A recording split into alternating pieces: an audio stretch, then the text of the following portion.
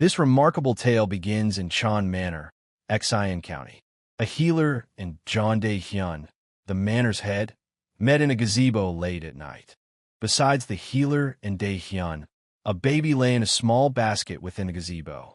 The physician meticulously examined the infant. After completing his assessment, the healer told Dae-hyun that, regrettably, his child was unlikely to survive past 20. Dae-hyun, bewildered and furious, demanded why he was being cursed this way. Was it because the mother couldn't endure and died during childbirth? The healer sighed deeply, closing his eyes, and said he couldn't believe the manor head would speak so in his presence. Moreover, he was appalled that Dae-hyun could speak that way about his own child, fated to die young. As the joyful infant smiled from the basket, the healer noted the baby had 9 ruptured meridians. In all his years, he'd never seen a Baihui acupuncture point so exposed. Dae-hyun asked if he meant the point on the head's crown.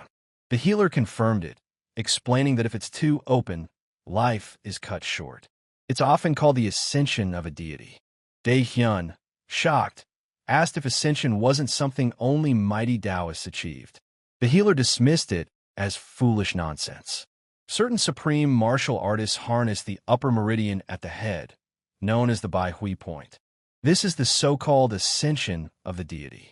A person absorbs overwhelming energy from heaven and earth, dying because they cannot withstand such force. Dae-hyun gazed at the child with quiet contemplation. Then, turning away, he said he understood. It must be divine retribution. The healer, unable to tolerate his coldness, demanded how Dae-hyun could call himself a father. In response, the manor head curtly reminded the healer it was time to leave, promising his payment. The healer turned and left, refusing the money. He realized that, had fate been kinder, this child, raised in the unorthodox demonic sects, could have become a heavenly demon. Or, if nurtured in Shaolin, he might have mastered the 72 elite combat techniques. But alas, this boy was a despised child in such a place. Tragically, he would die young in this backwater, with no chance to thrive, unless he somehow attained enlightenment alone. Decades later, on a radiant sunny afternoon, the manor head gathered the entire family around the communal table. Dae-hyun began his speech, declaring that since his late father, Jeonggam-ja, a Zhongnan sect adept, founded the clan, he had devoted his life to its revival. Now, if their clan gained worldwide renown, Dae-hyun would inherit the Zhongnan sect's ultimate technique, and he couldn't abandon the pursuit halfway. Dae-hyun continued his speech, expressing pride that his son had followed his late ancestor's path and joined the Zhongnan sect. The siblings cheered for their brother, marveling that he had become an adept of the Zhongnan sect. It was almost unthinkable.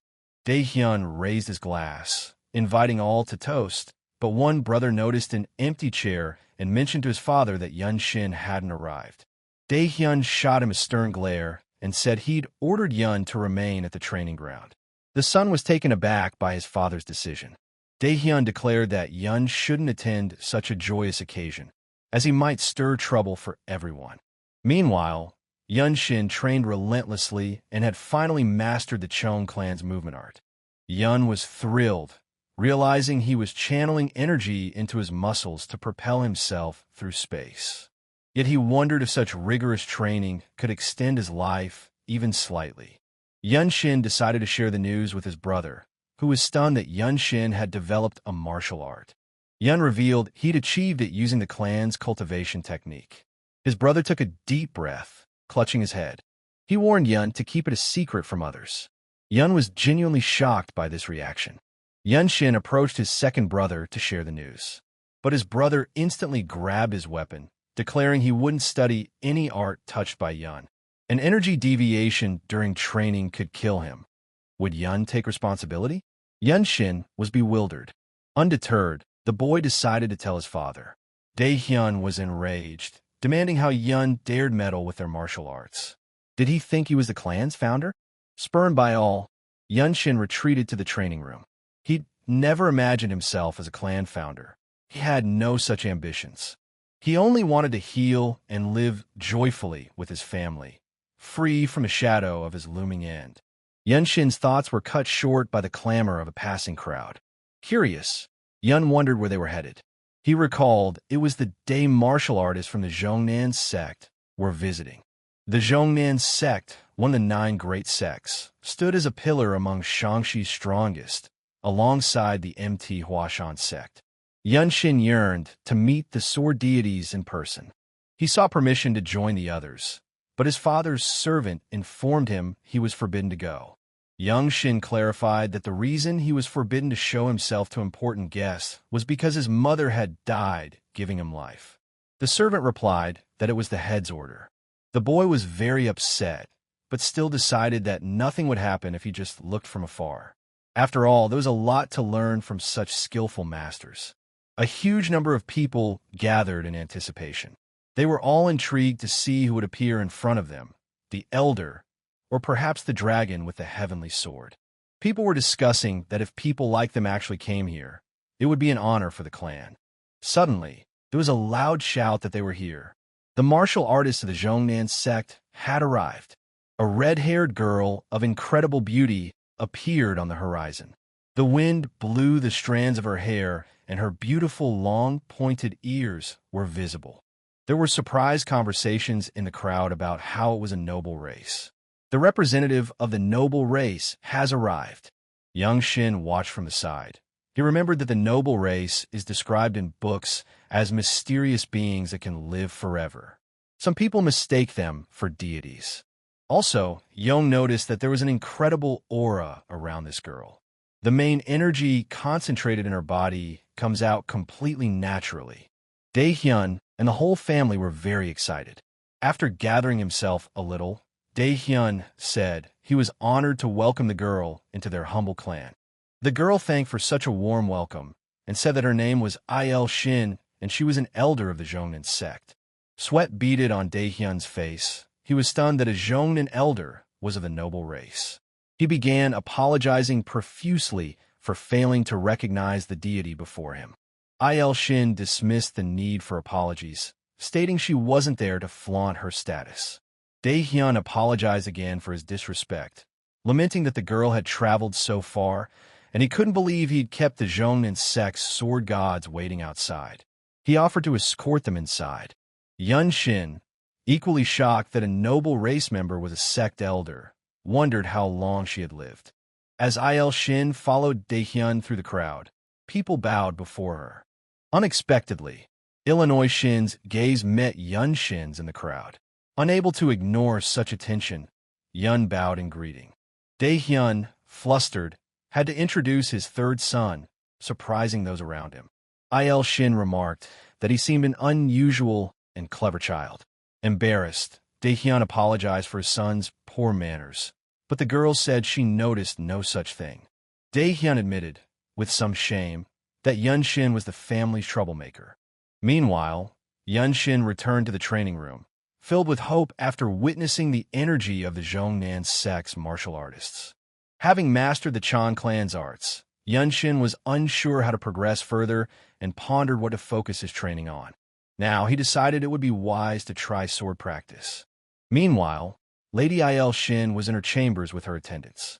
One remarked that the place was better than expected. With such abundant earth energy, the sword of Tyrant Clan would surely covet it. Il Shin noted they'd come eventually, so they should plan a counterattack, though it might require sacrificing the clan. Another attendant asked if they couldn't strike first and crush them before they breached the walls. Il Shin didn't respond, but thought it would be ideal if it worked out. Among the 13 heavens, the sword of Tyrant Clan was the most troublesome. So, Illinois Shin ordered her men to stay alert and keep their swords ready. Yet her thoughts lingered on that boy, who clearly stood out from the rest. Meanwhile, Yunshin was in the training room honing his skills, unaware of why his Bai Hui point was so open. Despite barely meditating for a year due to Chan clan technique training, the energy flowing through his head had grown even stronger. Yunshin realized that if this persisted, with less than 5 years left, he'd soon collapse. Panic seized him. Terror surged as he grasped he had under half a decade remaining. Utterly drained and despairing, Yun Shin stepped onto the porch to breathe, gazing at the sky and weeping. He wondered why, despite mastering the Chan clan's movement art, he couldn't halt his condition. Suddenly, he sensed something, a malevolent energy emanating from nearby. Yun Shin grabbed his sword and moved toward it. The closer he got to the house, the stronger the stench of blood grew. The eerie silence around him put him on edge. Approaching the entrance, he discovered a formation trap. Stepping inside, Yun Shin saw countless bodies drenched in blood before him. Unaware, such carnage was unfolding in Chan Manor. He deduced it was the trap's doing. All the dead were Zhang clan members. The killer's strength was unimaginable. Suddenly, a shout rang out. They'd spotted a survivor. An armed man approached Yun. He sneered that if Yun had escaped death, he should have stayed hidden, not wandered out. Other villains yelled that he'd sealed his fate and urged to finish the boy off. The man began a technique to crush Yun, but Yun seized his arm and snapped it in one swift motion. The man howled in agony as the other criminals turned, spotting their comrade writhing on the ground with a shattered arm. They drew their swords, demanding to know who the boy was. Yun Shin smiled proudly, declaring himself the third son of the Zhang clan's head. He readied his technique, his energy glowing with a radiant blue light. The injured man staggered to his feet, roaring that he'd ripped the brat apart. But before he could reach Yun Shin, the boy decapitated him with a single sword stroke. The remaining criminals lunged at him. Yun Shin fought with poise, cutting them down one by one. His overwhelming energy and techniques were nearly impossible to counter. Yun Shin annihilated them all. After the slaughter, he exhaled, wondering if this was his first true test with the sword, though he grasped the weight of his actions. Suddenly, a group of strangers appeared. One remarked that it was impressive but unremarkable. They claimed the fool's lost because they underestimated him. Yun Shin stood baffled, unsure what was happening. An old man added that, even so, it was astonishing for someone so young to be so powerful. Such sword mastery must demand a lifetime of training. Yun Shin scowled, demanding to know where they came from and if they were from the Bloodflame clan. The strangers smirked, saying the Bloodflame clan lay dead at his feet. They were from the Sword Tyrant clan. Yun Shin was bewildered. He knew the 13 heavens were the most ruthless and powerful in Murim. He couldn't fathom why both the Bloodflame clan and the Sword Tyrant clan, part of the 13 heavens, were here. So, Yun Shin asked what 2 clans of the 13 heavens were doing in this place. They curtly replied it was none of his concern. Yun Shin pressed, noting that since they were answering him and not attacking, they must know who he was. The men looked puzzled. Yun Shin then asked if they knew his family belonged to the Desert Fortress, Murim's premier sect. Even if they killed him, they'd suffer grave injuries, despite being from the Sword Tyrant clan. Suddenly, the Sword Tyrant clan members were ambushed from behind. Yun Shin instantly recognized the attackers as Zhong Nan sect warriors. To his shock, Elder Il Shin appeared, halting beside him. Yun Shin marveled that this girl, famed as a sword goddess, seemed unsure who the true enemy was. Suddenly, Yun Shin felt an incredible energy. Everyone around him froze and turned their attention to the person with bright blue energy shining around him. Yun Shin couldn't figure out who it was, but its energy was sinister. All the guy's thoughts were gone at the mere sight of him. And at this moment, the people from the Sword Tyrant clan began to bow to this man and call him head. Then, Yun Shin realized who was in front of him now. The man who rules the Sword Tyrant clan, which is part of the 13 heavens, and is considered the harbinger of calamities in Jianghu. Now, Yun Shin had another question. Why would someone who is considered equal to the head of one of the 9 great clans be in a place like this? The guy realized that either way, if things continued like this, they were all dead men. So he decided he had nothing to lose. Yun Shin pounced on the people in the clan and began to destroy them one by one. Il Shin was shocked, and the clan leader didn't think anyone would do such a thing. Yun Shin destroyed half of the people from the clan and approached the head. He looked at the head and asked if he would kill him after this. The head ordered his men to stand still and told the lad that his spirit was better than everyone present combined. Il Shin appeared even more shocked, and the people in the clan couldn't believe that the head had seriously praised this brat. Meanwhile, the head looked into young Shin's eyes and said that he would keep him alive. Then the guy replied that the leader couldn't kill him after all, because young Shin is the only grandson of the former commander of the Desert Fortress Divine Sword Squad. Il Shin couldn't believe her ears that this guy was the grandson of the former commander of the Divine Sword Squad. The head replied to the guy that the Desert Fortress was created by the Imperial family to prevent the plot of the Murim forces. It was definitely not a good idea to mess with them. But the head continued that that wasn't the reason why he would let young Shin live. The head smiled and said that he liked this guy. His character and spirit was what a strong Jianghu martial artist needed. And if young Shin wasn't affiliated with the Desolate Fortress, he would have taken him on as a disciple. Everyone around them was shocked at what had happened. At this time, the head stuck his sword into the ground and told young Shin that he was giving him a day to leave this place. And the head also added that no more clan or sect would set foot on this land. The head turned around and left with his men. However, he stopped for a second and told the guy that he would always be happy to fight him, and for young Shin to find him when he was ready for revenge. A distraught and angry young Shin came to his injured and dying father.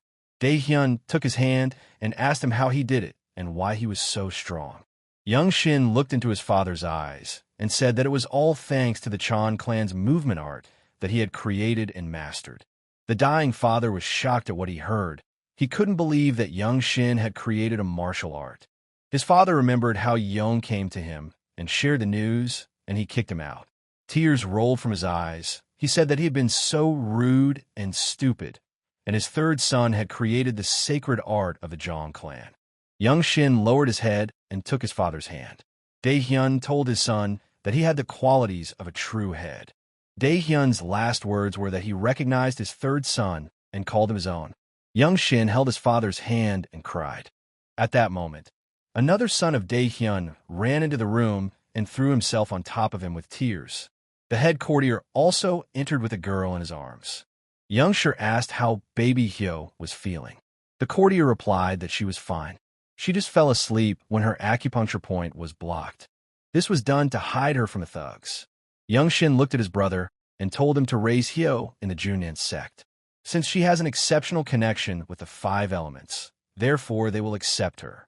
Then the brother asked young Shin what he was going to do next. The guy replied that he would take care of himself. Suddenly, Mrs. Il Shin entered the room. She called young Shin for a private conversation. The girl informed the guy that she was leaving, since now that the head of the Sword Tyrant sect had intervened, she should immediately inform the Zhongnan sect. Il asked what young Shin was going to do, and is he really going to go to an abandoned fortress to his mother's family? Young Shin replied that he is, since there is no place else he can go to improve himself. At that time, Miss Il suggested that he return with her to Zhongnan Mountain. It would be much better. Young Shin replied that it was an honor to receive such an offer from a great sect elder. Il said that she would really like him to become an adept of the sect head. Yun was very surprised at such a suggestion and didn't know how to react. Il said that he would be able to do it. The guy wondered if a direct disciple of sect head Zhong Nan would be able to master an absolute sacred art. In addition, sect head Zhong Nan is one of the few leading martial artists, ranked among the top 10 sword masters in the world. But young Shin bowed and told Miss Il that he would not forget this great kindness she had shown him. However, he should apologize. The girl replied that he shouldn't worry about it, since she just wanted someone talented like him. The head of the Tyrant Sword Clan probably thought the same. Young Shin apologized once more. Ms. Il said that the doors of the Junnan sect were always open to him. Unexpectedly, the guy said that he had a question for her. He knows that she is one of the oldest people among the noble races. So young Shin asked if she knew about how to get fruit from the world tree. Il was very surprised at that. The fruits of the world tree are guarded by the head of the desert fortress, whom the emperor has recognized as his equal. These fruits are said to give eternal life and youth to those who eat them. It is the treasure of heaven. Young Shin had always thought that he would be able to live much longer than his allotted time with the help of this fruit. Mrs. Il replied that she hadn't even lived half her term, so she had no power over the world tree. And she only knows that the head of the desert fortress is able to give them to people. Then Young replied that in that case, he should go to the desert fortress. Il said it wouldn't be easy to get it. It was a sacred object even for them, the noble races. Young replied that he had no other choice. All he could do was to become the commander of the Divine Sword Squad and accomplish great feats. Ms. Il replied that she would support his choice, and it was time for her to take her leave to report what had happened in her sect. She also left him with a sword master and apprentices to help him clean up the place. Young Shin thanked her for everything. The next day came. Young Shin gathered everyone to thank them for their help before leaving. Suddenly, his brother stopped Young and said that he understood that apologies couldn't atone for everything that had happened to him in their clan. And when they meet again, he will try to be a good big brother to Yun and do his best. Young Shin told his brother that even though he would learn the martial art of Zhongnan Set at a rather late age, he would succeed. His brother promised Young Shin that he would be responsible for his training. Young Shin then looked into little Hyo's eyes and told his brother to keep her safe and teach her skills. Also, Young Shin asked the head courtier what he was going to do next and where he was going to go. The courtier replied that there were small offshoots of the Chan clan in various places in Nanyang, and since the lineage of the Chan clan was alive, he would take care of the remaining ones. Young Shin replied that since they know he's going to the desert fortress, he hopes they can see each other from time to time. The guy realized that since the head courtier was proficient in martial arts, he could handle it and could be relied upon. Young Shin went on his way and lastly said that he hoped they would enjoy life and take care of themselves. The head courtier was surprised that the guy wanted him to enjoy life. The courtier couldn't remember anyone from the Zhang clan saying something like that. After a while, Young Shin arrived in Xinjiang. The guy went to look for a place to sleep since it was already deep into the night. The boy was glad he was finally here. The deserted fortress is truly incredible. Passing by the men drinking, Young Shin heard them discussing that the manager here had hit the jackpot. He said that all the booze had run out because of the influx of guests. And lately, the taverns have been in chaos. The martial artists are drunk, even though they're here to take their entrance exams. Young Shin was very surprised that Desolate Fortress had an entrance test. He hadn't heard of it before. Suddenly, a guy came up to Yun and introduced himself as Hong Won Chan. He asked Yun that if he was here to try to pass the entrance exam too. Young Won was surprised and asked why he was here. Hong Won replied that he was just surprised to find someone younger than himself here. Also, Hong Won said he was from Shangxi, which is pretty far from here. Young Shin also introduced himself and said he was from Xian County. Hong Won sat down at the table and said that it wasn't far, and it must have been an easy trip, and began to tell that he had to sweat a lot, fighting off bandits in the Green Forest and fighting with pirates, and the latter were very difficult to cope with. At this time, Young Shin remembered how he had to deal with several bandits in the forest and spent the night under a tree. But he replied that his journey was really quite easy for him. Then Hong Won suggested that he should become friends and help each other on the test. Young Shin asked what kind of testing. A surprised Hong Won began to tell him that it was testing the desert fortress, and that the desert fortress is very different from the usual martial arts sections. To get into the fortress, you have to pass tests that test your knowledge of literature, martial arts, and more. And that's why there are so many people gathered here. Whether you have experience or not, when you join them, they provide an opportunity to learn. So it's no wonder it's full of martial artists. Many people have studied various martial arts just to pass the test. Desolate Fortress is the strongest fighting group in the martial arts world, which inevitably makes everyone's heart beat faster. People would say you want to conquer the world with only one weapon. Go to a desert fortress. Because the imperial family ruling the Central Plains, in order to control the martial arts groups, gathered all the elixirs and the best martial arts techniques from all over the world just in the desert fortress. Some say traditional sects are much better, but they themselves don't know what they are carrying, Hong Won said. Hong Won continued that how would a battle group created by commoners be stronger than a desert fortress? If such a thing was possible, they would have already established an empire and become rulers. Also, Hong Won said that almost no one was able to pass the Desert Fortress test the first time. And that all brings Hong Won to his next suggestion. He wants to take tomorrow's test with Young Shin. Young Shin took a deep breath, took a sip of tea, and replied, "Okay." Hong Won got excited and said that he knew they would get along. Hong Won went on to say that if Young Shin was suddenly confused, he could just repeat after him, and it would work out. Meanwhile, Yun was thinking about the fact that he was happy that he just had to pass the test to get to the Desert Fortress. He didn't want to ask his mother's family for help because he doesn't know where they are. The day came. Young Shin and Hong Won came to take the entrance test. Huge numbers of people, long lines, and finally Young Shin got his number. He was the 13th in line. Before taking the first test, Hong Won said that if the examiner took the plaque, he had passed. If they asked him to give it back to the registrar, he was out of luck. Also, Hong Won revealed that the second test is a tournament. Then Young Shin asked what's in the third test. Hong Won took a deep breath and said, "Interviewing with the head of Desolate Fortress." Young Shin was surprised and even asked if it was with the head himself. There are martial arts masters who come to Yanyang just for this chance.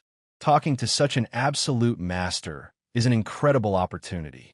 All these people are hoping to receive wisdom and advice. Young Shin listened attentively to Hong Won's story, and suddenly the examiner announced that the first exam was about the art of wielding sword swiftness. Participants must demonstrate one swing using the fastest technique they know. The examiner will observe and evaluate. Suddenly, Hong Won raised his hand up and shouted that he wanted to go. He was nervous and volunteered. Meanwhile, Young Shin thought about just showing a quick sword technique. It seemed simple enough. Hong Won drew his sword and began to prepare himself to show off the technique. Young Shin noticed that his spirit was well honed and he was strong. Hong Won turned out to be even stronger than the bandits that Young Shin met on the way to the deserted fortress. Meanwhile, Hong Won took a deep breath and swung his sword with all the strength he had. The people around him began to discuss that there was an extraordinary energy coming from this guy. Some of them had never seen such a thing before and didn't even have time to realize anything. At this time, Hong Won was looking intently at the examiner, and suddenly, the examiner took Hong Won's plaque for himself. The boy smiled widely and exhaled. The examiner then called out the next test subject, which was Young Shin. Hong Won wished him good luck. The people present began to discuss that this very young boy had also come to take the exams. Someone in the crowd said that if he was from another province, where else would he be able to demonstrate his sword technique? Getting a single piece of advice was already very valuable. Meanwhile, Young Shin walked up to the examiner. The examiner looked at him carefully and said that he could start. Young Shin concentrated, and in an instant, he made the strongest swing of his sword. The impact was so strong that the shock wave made the examiner's hair shake. Everyone around was surprised. No one would have thought that this guy would show such a great result. Hong Won was simply shocked. No one even noticed before Young Shin drew his sword and struck. The examiner looked at Young Shin carefully and said that the future of the desolate fortress was right here. He then held out his hand and asked for his plaque. After that, the examiner looked closely at number 13 and told Young Shin to stick to his path. Young Shin returned to his seat, threw on his cape, and started to walk away. Hong Won immediately rushed to catch up with him. He caught up with him and asked him if Young Shin was the son of a famous family. Young Shin asked in response, "Does it make a difference? After all, after entering the desolate fortress, all that matters is martial arts." Hong Won was surprised and said that means Young Shin is really planning to take the Desert Fortress test. Young Shin asked him that isn't that what everyone came here for? And besides, Hong Won wants it too. Hong Won was confused and said it was true. He thanked Young Shin and said he would go. Young Shin was even a little upset. He had hoped that the kind and talkative Hong Won would pass the second exam. After that, Young Shin went to meditate. He remembered that the second exam was a tournament in which participants competed against others in martial arts. Young Shin has 3 weeks until the second exam. Considering the upcoming exam, the right choice is to maintain his skills. Young decided to train the Chong clan's movement art and swift sword art, as well as the origin writing ability and enhanced chi movement technique. 3 weeks had passed. The day of the second examination arrived. The participants were warned at the entrance that they had to wait here until they were called. 2 of the participants noticed the guard's clothing. In a way, they were somewhat discouraged, since they had heard that the white suit meant an entry-level martial artist, but they were confused as to why his energy was so strong. Someone in the crowd said, "Isn't it obvious? Even just wearing a white Forza means your future is promising." Suddenly Hongwon appeared. He ran up to Young Shin and said that he had grown up a bit. Yen replied that he looked good too. Hongwon proudly said that he had really accomplished something. And then he asked Yun if he remembered that winning isn't what's important in this exam. Even just participating in one of the 2 matches of the tournament is enough to catch the eye of one of the Desert Fortress masters who will be watching the tournament. Even though it's the hardest part, said Hongwon, who already has experience.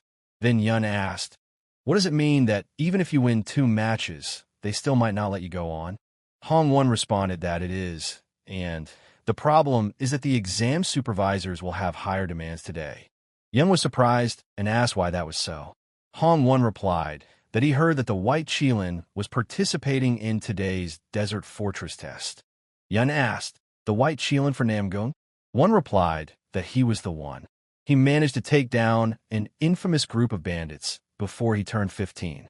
He beheaded a sword master from an unconventional sect, a hidden assassin. Hongwon also revealed that there are rumors that he defeated all the top fighters in the tournament of the 8 Great Dragon and Phoenix families when he was only 18. Yong asked in surprise, since he was a young fighter from the Namgung family, what was he missing? Why would he join the Desert Fortress? Hongwon replied that it was because he was the child of a concubine, and the position of clan leader was not available to him. And if he were to rise to the position of Lord of the Desert Fortress, it would be equivalent to being the head of the 8 great families. There is far more power than a mere clan head. The desolate fortress maintains order in Jianghu, the heart of the Central Plains. Suddenly, the conversation was interrupted by a guard shouting. He said the names Nanyang, Henan Province, and Yongxin, Xian County. Yongxin looked at Hongwon and said that he hoped they would see each other again here in the deserted fortress. Yongxin walked inside. His opponent appeared quite confident and aggressive. There was a crowd of onlookers standing around. The examiner gave the command to begin. Suddenly, the opponent started laughing. Yongxin stood in bewilderment. Suddenly, the rival said that Yongxin must be desperate and know his place in the world, resembling a moth circling in the light of a lamp. Then he started to mock Yongxin. But before the opponent could finish his speech, Yongxin threw a punch. The opponent was left without teeth and fell to the floor. Just then, 2 guys came over and dragged the man's body away. Suddenly, someone in the crowd asked to try to fight with Yongxin too. Yun looked at the boy carefully and agreed.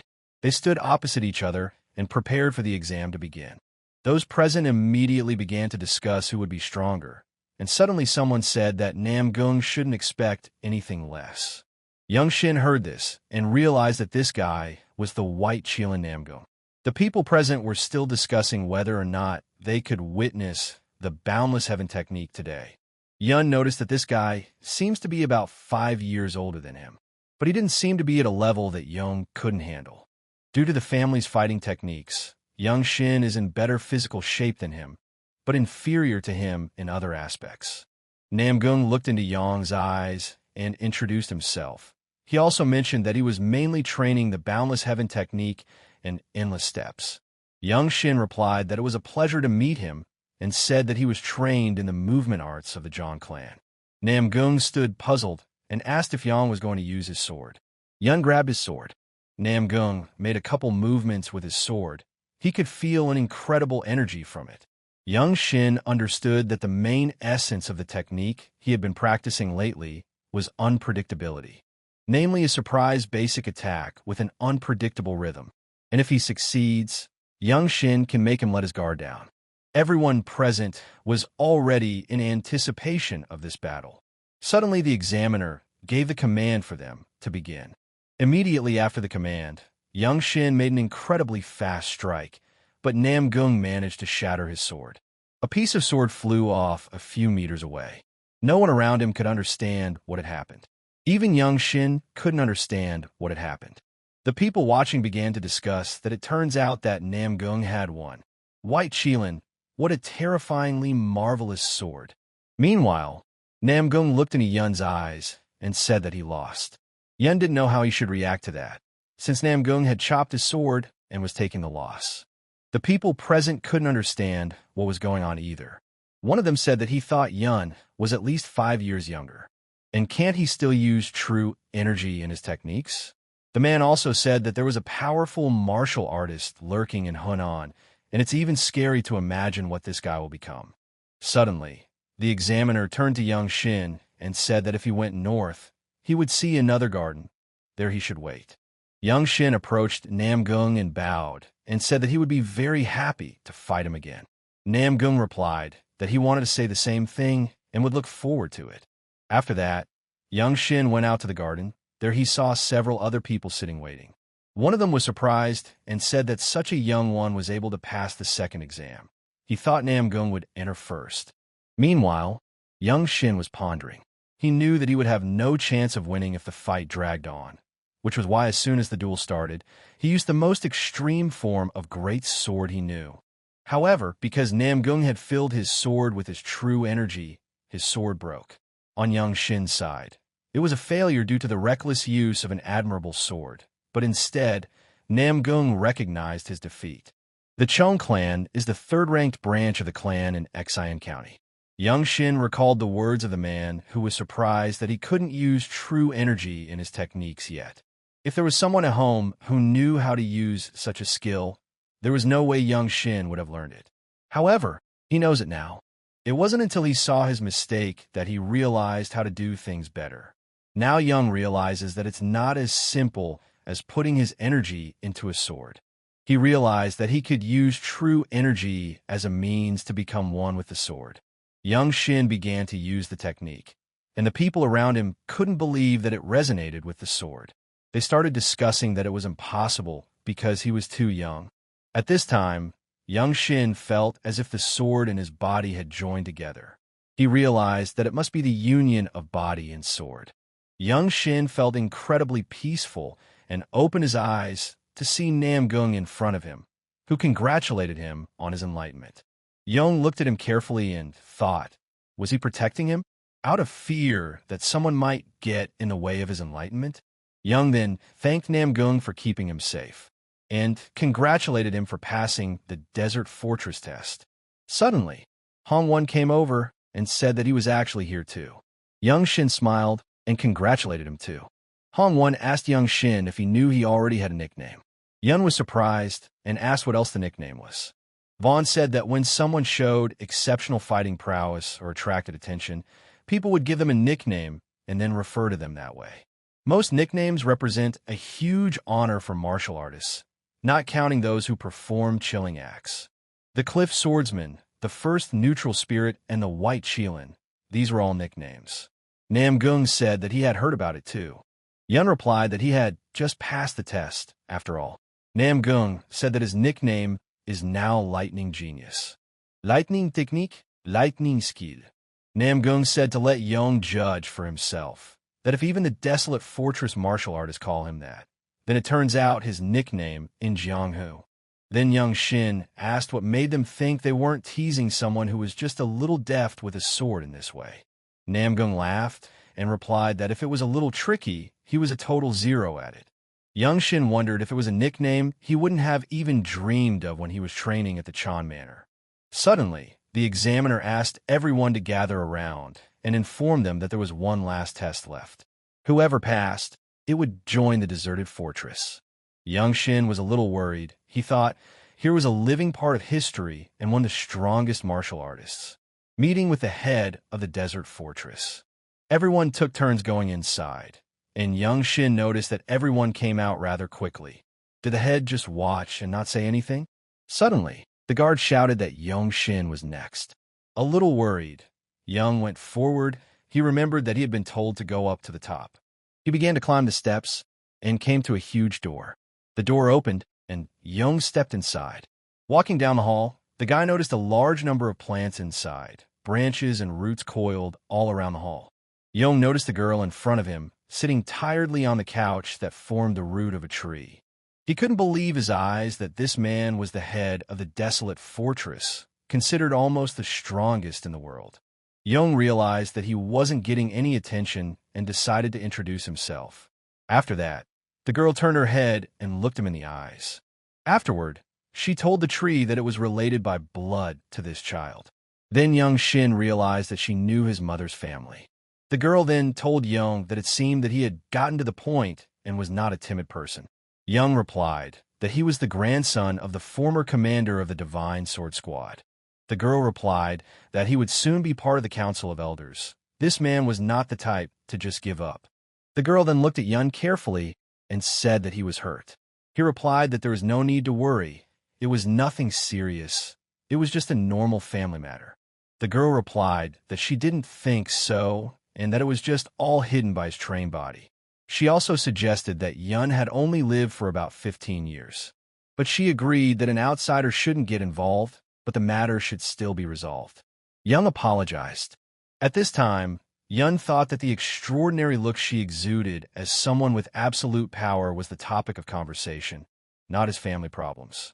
Suddenly, the girl stood up and said that she liked Yun, and she thought it was funny that he didn't bow his head. Even though he came here for a reason, there was something he really needed. Young was wary that she knew he had come for a purpose. He wondered if she was aware that his Baihui acupuncture point was too open. So Young decided to find out from her personally. He asked if someone like him could survive if he ate the fruit of the world tree.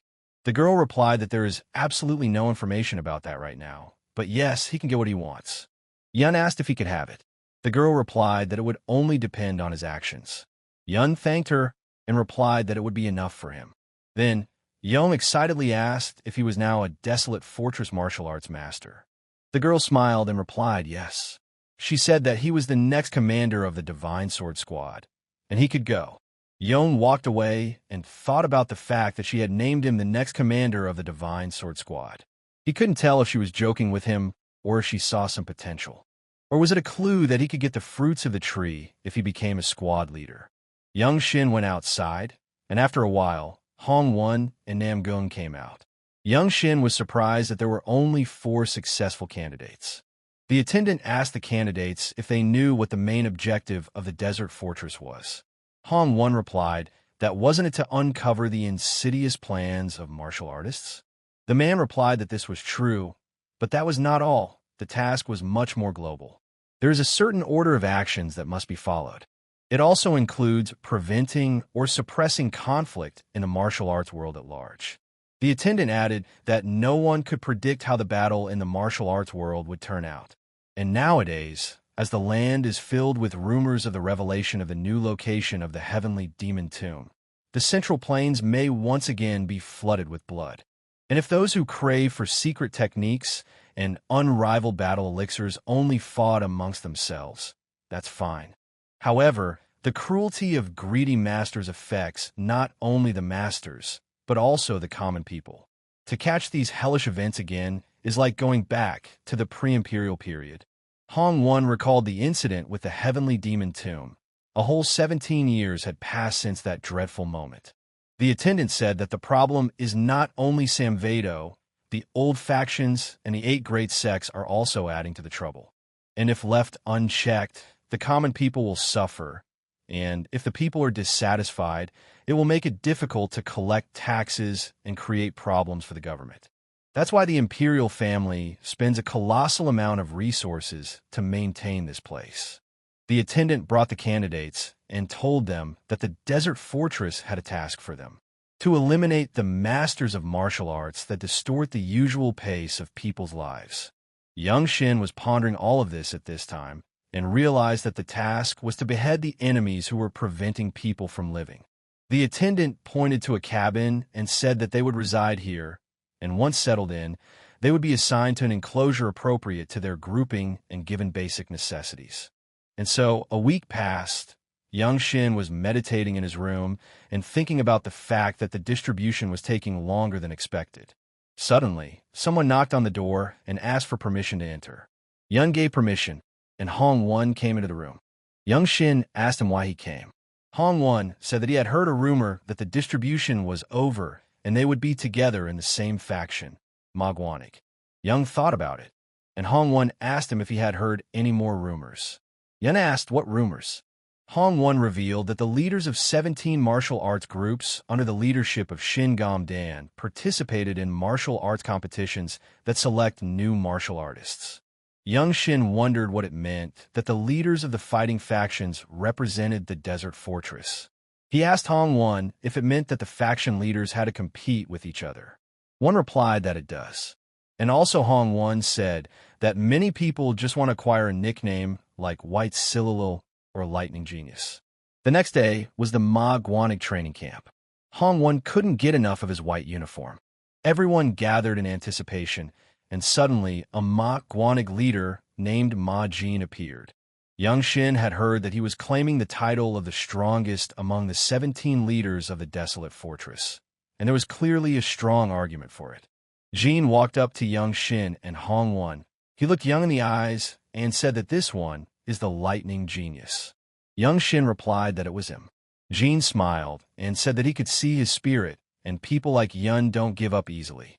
Jin informed the boys that the fighting force under Shin Gam-dan in the desert fortress was something like a sect in the Central Plains, and here they would learn martial arts and carry out missions. And also the leader said that those present here are now their elders and mentors. Suddenly, Hong Won raised his hand and said he had a question. Mr. Jin gave him permission to speak. One thanked him for the opportunity and said, "What here is Mr. Jin saying is that they will learn martial arts in the desert fortress, but does that mean everyone will learn the same martial arts?" Jin replied that this was not the case, and everyone would be trained in a unique style, but naturally their knowledge was limited to only Ma Guanig techniques. Upon hearing this, Hong Won began to shout for joy that he would learn the famous Ma Guangle. Jin told him that hard training was necessary for survival. Young Shin remembered that he had heard of this technique as well. Ma Guanig is a rather famous group among the 17 forces under Shin Gam-dan's leadership. They had once faced 24 elite masters of the Wasen sect in battle and hadn't lost a single fighter. This incident has only strengthened the faith of those who believe that the desert fortress is unrivaled in the world. Meanwhile, Jin told the guys that the desert fortress belonged to the Huangli sect. Here, attacking a martial arts master is not considered treason. Therefore, they can safely challenge the strongest to learn and improve. Yun was surprised and asked why this was not treachery. Jin replied that there were too many unconventional fighters in the martial arts world. Someone practiced demonic arts to the point of memory loss. And some have simply mastered mind-numbing arts that allow them to slip past the strongest masters and escape into hidden valleys. Simply put, even if one practiced in a desert fortress for a long time, it didn't provide any advantages in the eyes of the imperial family. That's why it's so important to do your best to become stronger, otherwise death. Jin also said that if they went on a mission once and came back with a wound from Nam Gung Chalgom's sword, they would immediately understand everything. Suddenly, one of the people present said that Jaewon Jemahung was really scary. He lifted his hood and looked at the guys. Young Shin immediately thought that Jivun Jemahung was a world-famous forbidden technique that only the rightful heir of the Namgung family could master. Young reasoned that if it was about Namgung Chalgom, wasn't he considered one of the strongest masters among them? Young couldn't believe that it was a guy who had actually encountered this technique and survived. At this time, the guy was coming closer to them. Finally, he approached and suggested starting with Lightning Genius, as he had heard that his sword was unrivaled and wanted to see for himself. Young Shin accepted this challenge and stood in front of the guy. The guy grabbed his sword and introduced himself, saying that his name was Cheon Min and that he was born and raised here in Yongnan. Young Shin also introduced himself and said that he was from Xian County. Cheon replied that being a backwater has a right to exist too. Cheon continued to hit on Yun and said that even a 10-year-old child is capable of catching wind with a sword as long as they practice. It's only in actual combat that it becomes clear who can do what by swinging. Yong wondered, is in the wind? Shion said that since Yun was able to be here at this age, he must be quite talented. Then he held out his sword and asked him to show what he could do. Shion asked him to reveal the potential of the sword. Yun pulled out his sword, and those present were shocked that it was a black sword. Young Shin repeated to himself that he needed to focus. He inhaled and exhaled several times, repeating that he was reading the energy of his opponent's breath. And now it was the moment. Young Shin used the swift sword technique, but Shion managed to resist. Yun was very surprised. He didn't realize when Shion had time to raise his sword. However, Yang remembered that Shion had survived against the sword of Namgung Chil, a true master, and it was easier than it looked. Young Shin decided to take a chance. The battle was equal. They dodged each other's blows, and then Young managed to press his sword against Chion's throat. But Chion disappeared immediately. Yun realized that victory was near. Chion was suddenly behind Yun's back, and he could have taken his head off with one blow, but Yun managed to dodge. And after a few seconds, Chion was already in a bad position, but he too managed to dodge. The battle continued. And suddenly during the battle, Yun managed to cut off Chion's headdress with his sword, and what was the surprise of everyone around him when it happened? As Young Shin had expected, Chion turned out to be one of the noble race. Next, Yun would like to try resonance with the sword. However, when he turned around, Yang noticed that everyone around him was stunned. He didn't understand the reason for it. And Chion was also agitated. Young Shin asked Chion if he had anything to say. Chion was surprised. Yun said that he knew that Chion himself had let him make some put-downs and asked him to be honest. Chion asked Yun how old he was. Yun said he was 15 years old and asked why that mattered. After all, the enemy usually doesn't care about age. Only real accomplishments matter. Chion was incredibly shocked when he heard that Yun was 15 years old. At this time, Yun couldn't understand why it even mattered how old he was if it was a matter of life and death. Those present were also shocked. They began to say that such skill at 15 years old was unbelievable. The heavens themselves must have made a mistake. Chion said that he had been to the Dragon and Phoenix tournament, but he hadn't seen anything like this there, even if someone studies the path of perception since birth. To reach such heights is just something. One of the crowd chuckled and said that he was considered a rare talent in his neighborhood. The man standing next to him told him that such a rare talent might as well freeze to death by accident. Hong Won, meanwhile, couldn't recover. He stood motionless with his mouth open. Chion smiled and hid his sword back. The next day, Jean had individual lessons with Hong Won and Yun while everyone else watched. Jean showed Hong Won the technique by example, but Won was unable to replicate it. Jean told him that at least he was able to stand at least. Hong Won cried out in pain. Jean advised him to analyze it and learn a lesson. At this time, Young Shin successfully repeated the practice that Jean had shown him. Jean asked him if he had already understood the essence of the principles. Yun answered that it was Yun Tunmu. Jean said that was the correct answer. Regardless of the situation, the body is always capable of movement and uninterrupted. Smooth flow is the true essence of Magwanic techniques. Jean also said that next, Yun needed to learn the secrets of the martial arts path.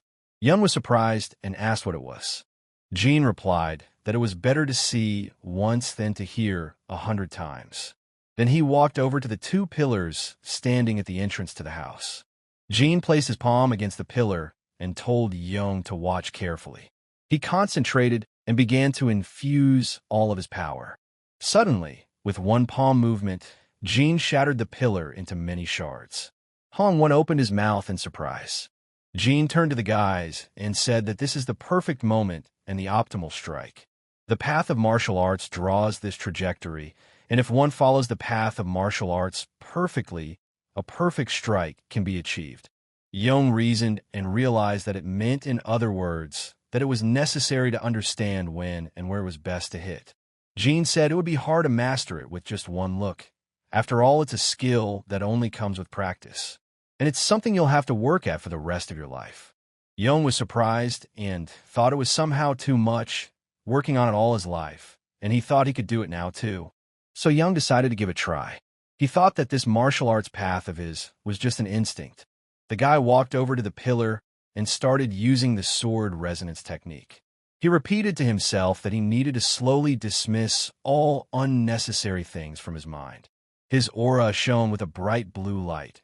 Young drew his sword in a second, and in just one motion, he chopped the pillar into tiny shards.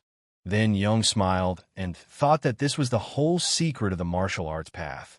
He had comprehended the basics of Magwanic technique. Now Young Shin realized that he only had to practice this in real combat. Then he turned around and saw the stunned faces of everyone around him. Young hid his sword and said that it was probably weak, but it was still the first time. And to use it properly, more actual combat experience was needed. When life and death can be decided in an instant, ordinary training means little. Young bowed and thanked him for the lesson. Jin folded his arms and told Young that now he had to think hard about how to train him further. The next day came. Hong-won came to Yun and asked if he had heard how their elders had clashed with the Chunchin faction recently. Young was surprised and asked, "What about the laws of the desert fortress? Isn't fighting outside the training grounds for punishment?" Hong-won took a deep breath, and Yun asked what the fight was about. One replied that it seemed like a student from the Chunchin group had gotten into a drunken fight. He instigated a fight and said that you can't learn anything under Jin's leadership in Magwanic. Yun was surprised and asked, "Is that the whole reason?" Hong-won replied that Yun clearly doesn't understand the world of martial arts. That's the way things work in this place. One careless word can turn into a conflict.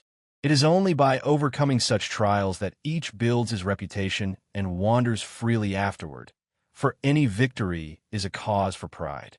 Hong-won started yelling that the seniors were just protecting their newcomers, and if they said that to him, he wouldn't know what to do.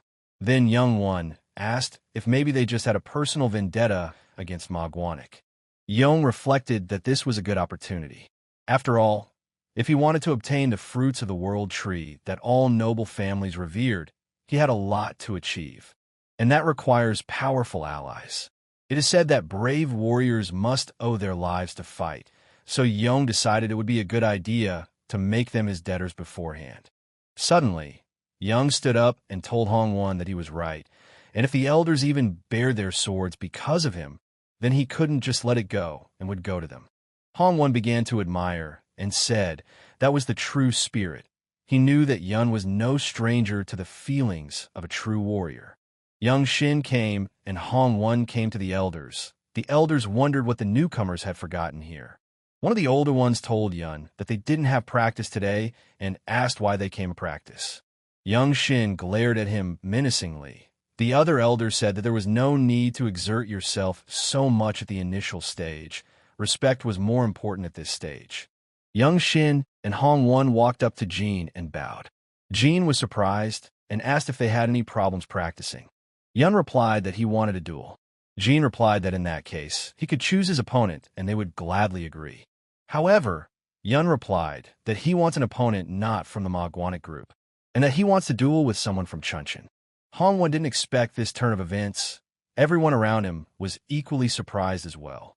Jin looked at Yun carefully. He assumed it was probably because of yesterday, and said he didn't need to worry so much.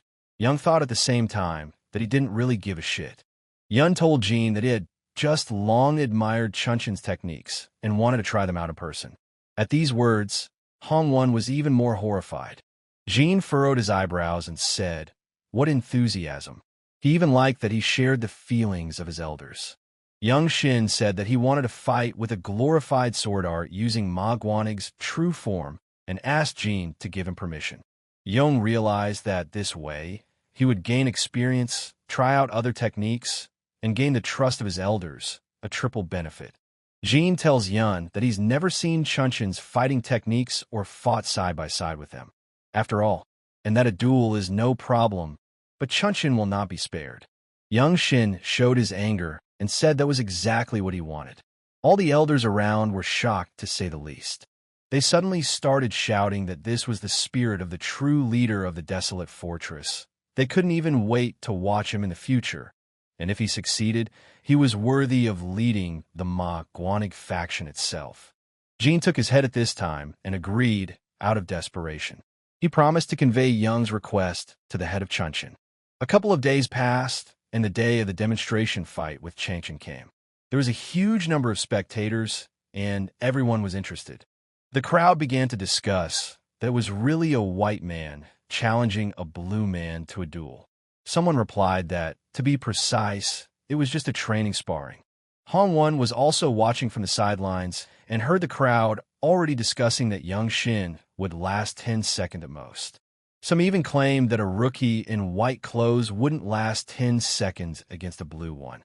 Unexpectedly, Jin and Han Kolmo, the leader of the Chuncheon group, walked in. They looked rather glum and stood next to each other. Kolmo said that if this newcomer lasted 10 seconds, he was willing to supply one of Chuncheon's spiritual pills. Jin was surprised and asked if the spiritual pill was too high a bet. Kolmo looked menacingly and asked if Jin was scared and thought he was going to lose. Jin furrowed his eyebrows and replied so Kolmo didn't tease him, and spiritual pills weren't nothing.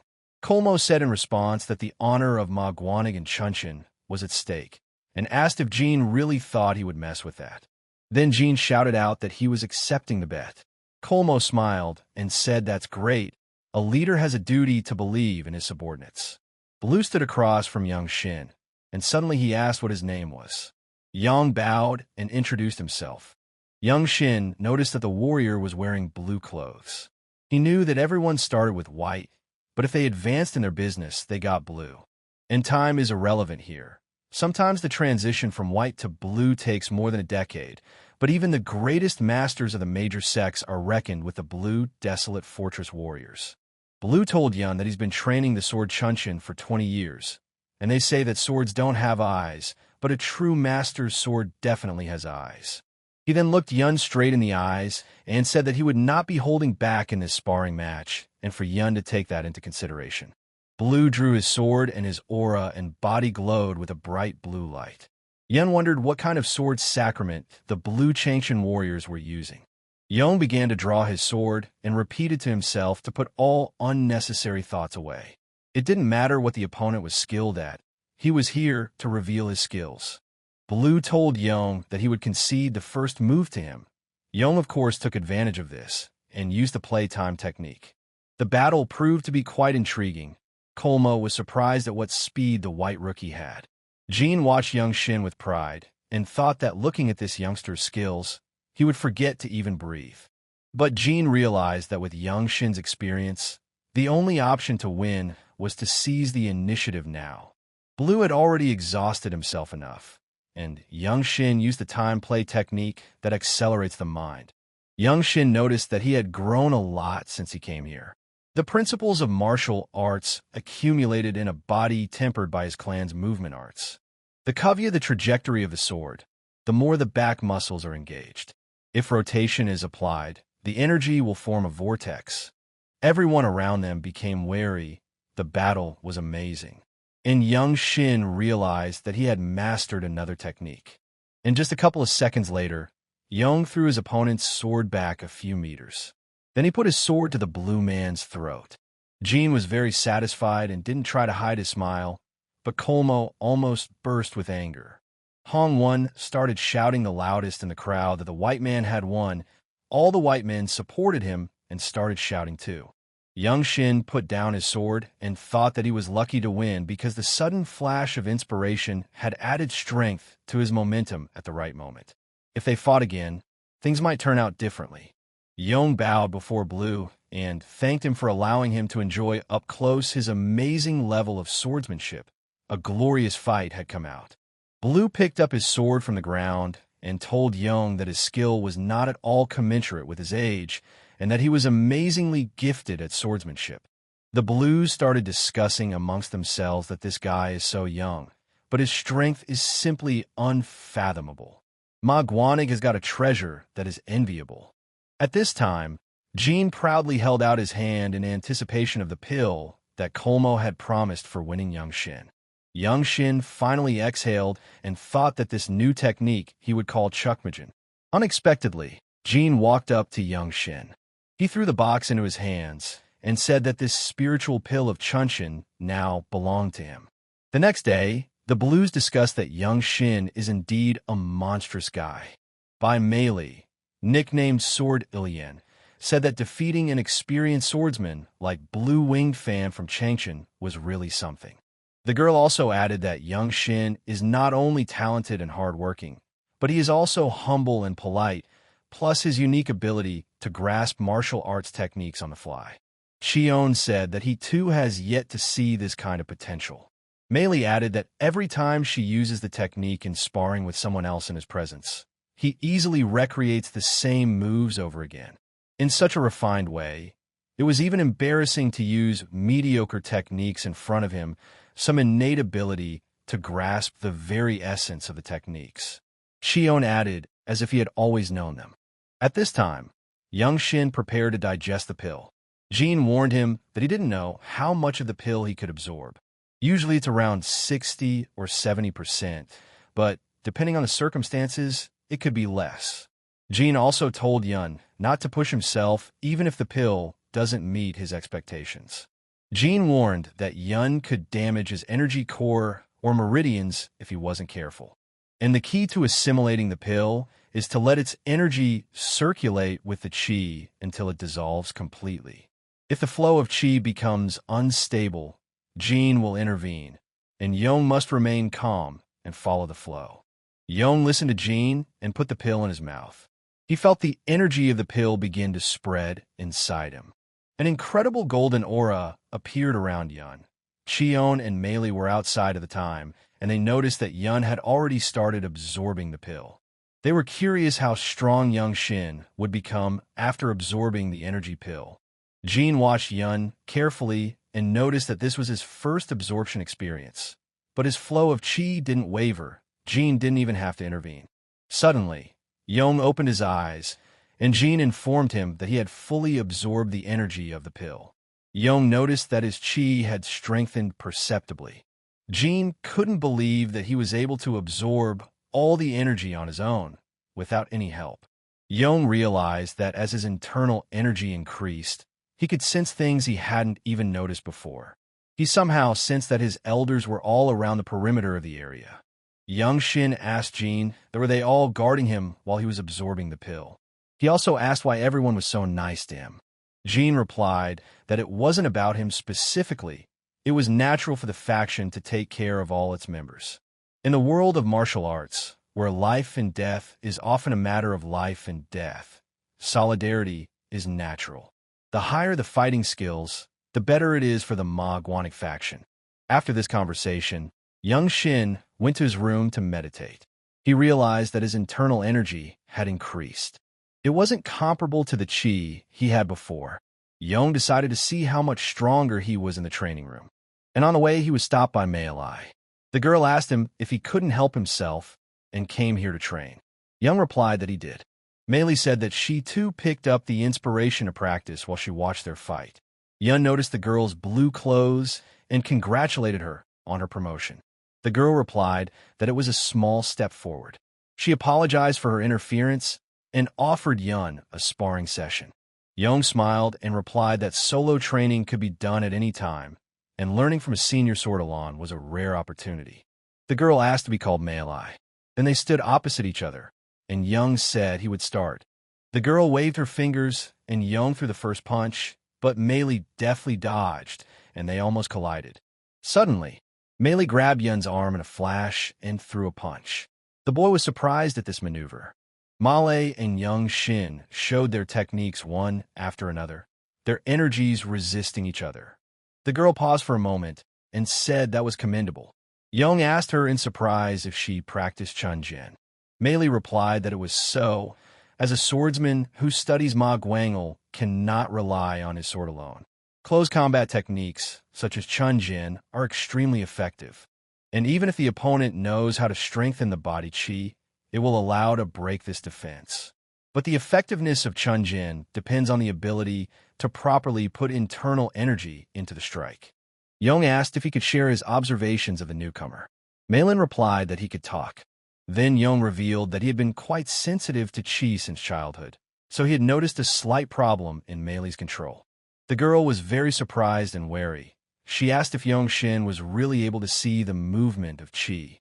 Young replied that wasn't exactly true. Then Meili asked how he knew about the control issues. The guy explained that he doesn't see the flow of qi inside the body.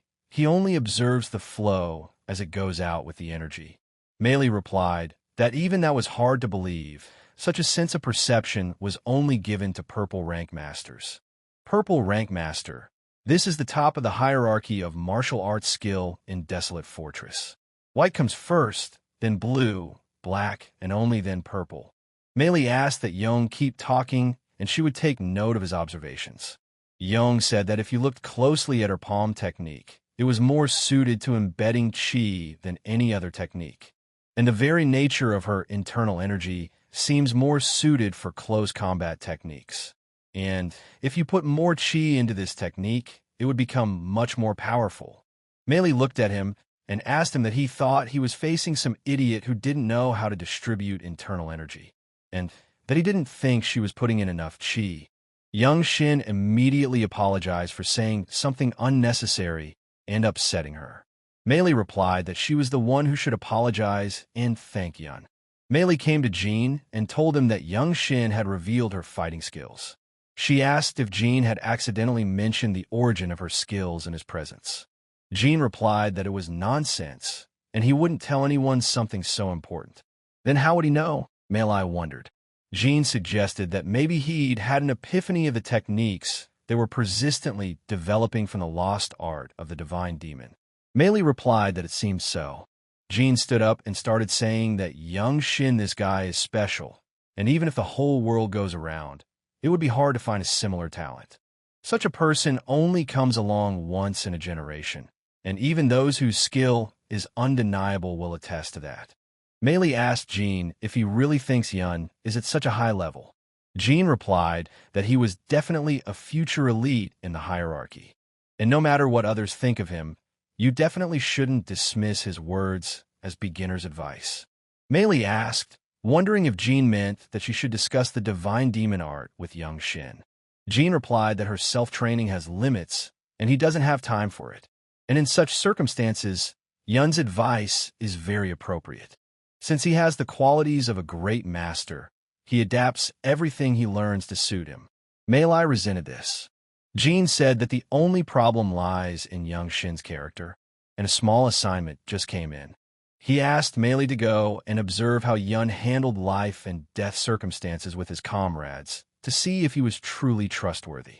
Jean speculated that in 5 years, Young Shin would surely be leading Magwanik. Malaye, Cheon, Young Shin, and Hong Won went on a mission. Now Malaye has to see for herself the gut of her future leader. They rode their horses and arrived at the Jingping County Post Office. Hong Won got off the horse and almost cried. 10 days on horseback was too much. 10 days before, Jean had brought the boys up to speed. He told them that someone from the Blood Flame cult was terrorizing the village, regularly killing livestock and destroying crops. This is happening in Jingping County in southern Shaanxi. There are factions there that could have dealt with it themselves, but there was a recent incident involving the theft of elixirs from the Huashan sect. Hong Won couldn't believe that the Huashan sect's elixirs had been stolen. He asked that Jean just not say that the stolen pills were Jacidin, supposedly comparable to the Great Shaolin Revival. Jean replied that it's like this. And the scale of this mission requires the mobilization of the entire Shaanxi martial community, and they don't have enough resources. And that's why they asked for help. And that's why Jean assigned the 4 of them to this mission. Finally, they arrived at the place. Suddenly, a man came out and began to say indignantly that they had sent the request so long ago, and the warriors had arrived only now. He also started to say that he had always respected Desolate Fortress as the sword of the Empire, but he didn't expect such a frivolous attitude after all. The man walked closer to the guys and kept muttering. He looked at them carefully and said some suckers had arrived as well. The man looked at them contemptuously and asked if they could handle their abuser. He was not sure about it himself. Young Shin looked at Meili and asked what this one wanted from them. The man heard Yun call him a name and became indignant. Cheon replied that many of the local officials were ignorant, and in such a remote area, they probably have never seen a real martial artist. This is why some equate swordsmen in the service of the Empire with their personal janitors. The man started shouting that how dare they talk like that? It's unheard of insolence. Young Shin sighed and asked Cheon what could seal his acupuncture point. Cheon replied that it would be okay. Less chatter. The man finally lost his temper and started yelling. Young Shin slapped him on the neck with 2 fingers and told him that they didn't care about his outrage. The ward immediately rushed to his master's aid, and the boys moved on. Hong-won was surprised and asked when Young Shin had already mastered acupuncture techniques.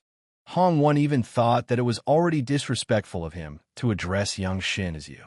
So Hong-won said that for now on he would refer to Yun as Young Master Zhang. Yun replied that it was as he wished and called one the divine guardian of the desert fortress. Hong-won almost melted from what he heard. He never dreamed that he would be called the divine guardian of the desert fortress. Cheon approached Young Shin and asked if he knew about the unspoken law of non-interference. The government and the martial arts world do not interfere in each other's affairs. Jin then added that they, unlike many other fighters, can afford a little more in dealing with officials since they are acting on behalf of the ruling people. It's nice to put such fools in their place who think they can tell them off.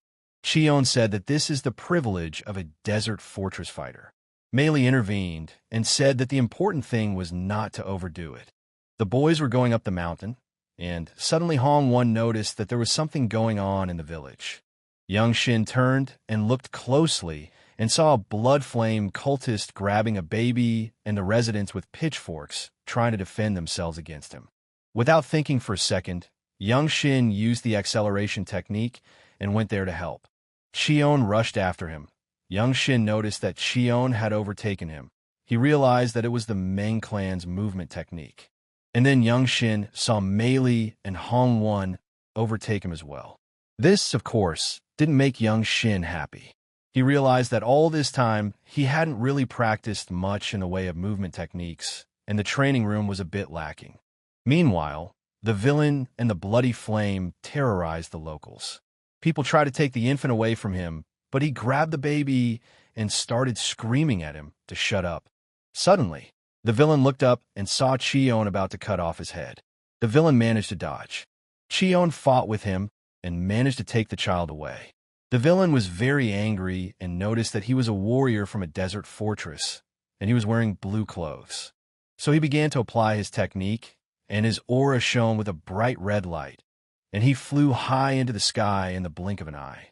Cheon was surprised and asked Malin who this guy was. The girl replied that, judging from his speed, he was expending life force to use such a moving technique, as expected from the Blood Flame sect. By this time, Hong-won and Young Shin had also arrived at the place. Malin looked at them carefully and told Hong-won that his overall fighting skills were in line with his white level, but his stamina was lacking, and that he should work on it from now on. Hong-won bowed and replied that he would train hard. Young Shin lowered his head down at this time.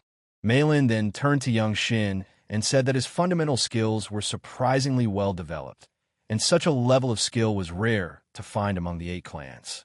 And looking at the way Yun moves without using techniques, no one in the Guanig faction will be able to catch up to him anymore, not even Cheon's little kid. Cheon looked at Malin and wondered who even cared about other people's speed. However, Yong Taeki continued to stand still in silence. Cheon walked up to Yun and asked him what he could teach him about moving techniques. Young Shin was very surprised and didn't expect such a thing. Yun asked what that meant. Cheon replied that the moving technique was not considered a full-fledged martial art of their clan, just a little walking lesson. Although it's beyond most average people, but Yun seems to be able to handle it. Young stood there puzzled, but Cheon told him not to get particularly excited since no one in the Guanig sect had ever been able to master it. Malin said that she once taught it to those who wanted to learn, but no one was successful. Cheon started showing the technique and said that although it is called a moving technique, there is no system to it. Young Shin noticed that all the energy was at his fingertips, although there was no flow activation. Cheon repeated himself and reminded him that it was just a walking lesson. Then he started climbing up the tree trunk with ease. Young Shin watched in amazement and marveled that Cheon was doing it so easily, and even his presence wasn't felt. Young Shin realized that this was still a technique of the Meng clan, Chi was not used, but something like energy was supporting the body. And even the descent is like a falling leaf. Cheon came down from the tree and asked if young Shin had learned his lesson. Yun replied that as he realized it was some kind of wind created with energy, but it didn't have the same powers as the Meng clan. Cheon stood there in shock. Cheon asked in surprise as Yun realized it just by watching the flow of energy. Then Young asked that wasn't that why he had shown him the technique. Young thought about it and told the guys that thanks to them, he realized something. If you break down the movements based on martial forms and allocate energy accordingly. Hongwon took a deep breath and said that this was definitely going to be a long time, and he'd better go look for a roof over his head. The boys dispersed to their chambers. Young Shin closed his eyes in his room and tried to awaken the energy of nature. He remembered every movement of Cheon and his lightness. At this time, Cheon was sitting comfortably on a hammock by a tree. Young Shin suddenly came out of the hut and walked past Cheon. He stepped farther away and froze in place. Young lowered his head down and saw the energy build up on his fingertips. Cheon couldn't believe his eyes. He thought that such a thing would be impossible to repeat and realized that young Shin was definitely insane. It was a clear, sunny day. Hongwon had been practicing hard since the morning, and Meilin was watching him. Hongwon said he couldn't believe that it had been about a month since Yun got here, and he had already mastered the art of the Meng clan. Cheon replied that he wouldn't deny that young Shin had the makings of a great master, and even for their clan, it wasn't the easiest task. Meilin at this time remembered Jin's words that she should take a look at the gut of her future leader herself. She was interrupted by Hongwon and asked if she should have sent young Shin alone. Meilin replied that people were too scared to leave them behind. And besides, this is a reconnaissance mission, and young Shin can easily handle it by himself. At this time, Yun ran through the forest at full speed. He felt that this ease, speed, and distribution of strength was incommensurate with before, and it felt so good. Suddenly, Yun found a small, dilapidated house in the forest. He thought he had finally discovered their lair. Yun thought about going back and letting everyone know, but then he saw a horrible picture. It's an animal drinking the blood of a child. Young Shin couldn't contain his anger and went downstairs. The villain spotted him, threw the child aside, and asked who he was. Then the villain realized from Yong's clothes that he was also from the desert fortress. Yong continued to stare at him silently and menacingly. The villain wiped his mouth and asked Yun if he had come alone. Then he started laughing loudly and called Yun a fool if he dared to come here alone. He warned Yog to kick at him as he was about to die, but before the villain could finish his speech, Yog had already slit his throat. When young Shin finished, he looked at the little boy who had been killed by the villain. He immediately remembered how his family had been brutally massacred. Therefore, young Shin promised himself that he would not leave those creeps alone. He looked at the little guy again and told him to wait for him. And when young Shin came back, he would give him a decent burial. Yong gathered all his energy and channeled it into his sword. He approached the house and used the Ma Guangle sword technique. Yong then broke into the house and started destroying one by one. The villains couldn't realize what was happening. They didn't expect it. Young Shin killed each of them and liked it.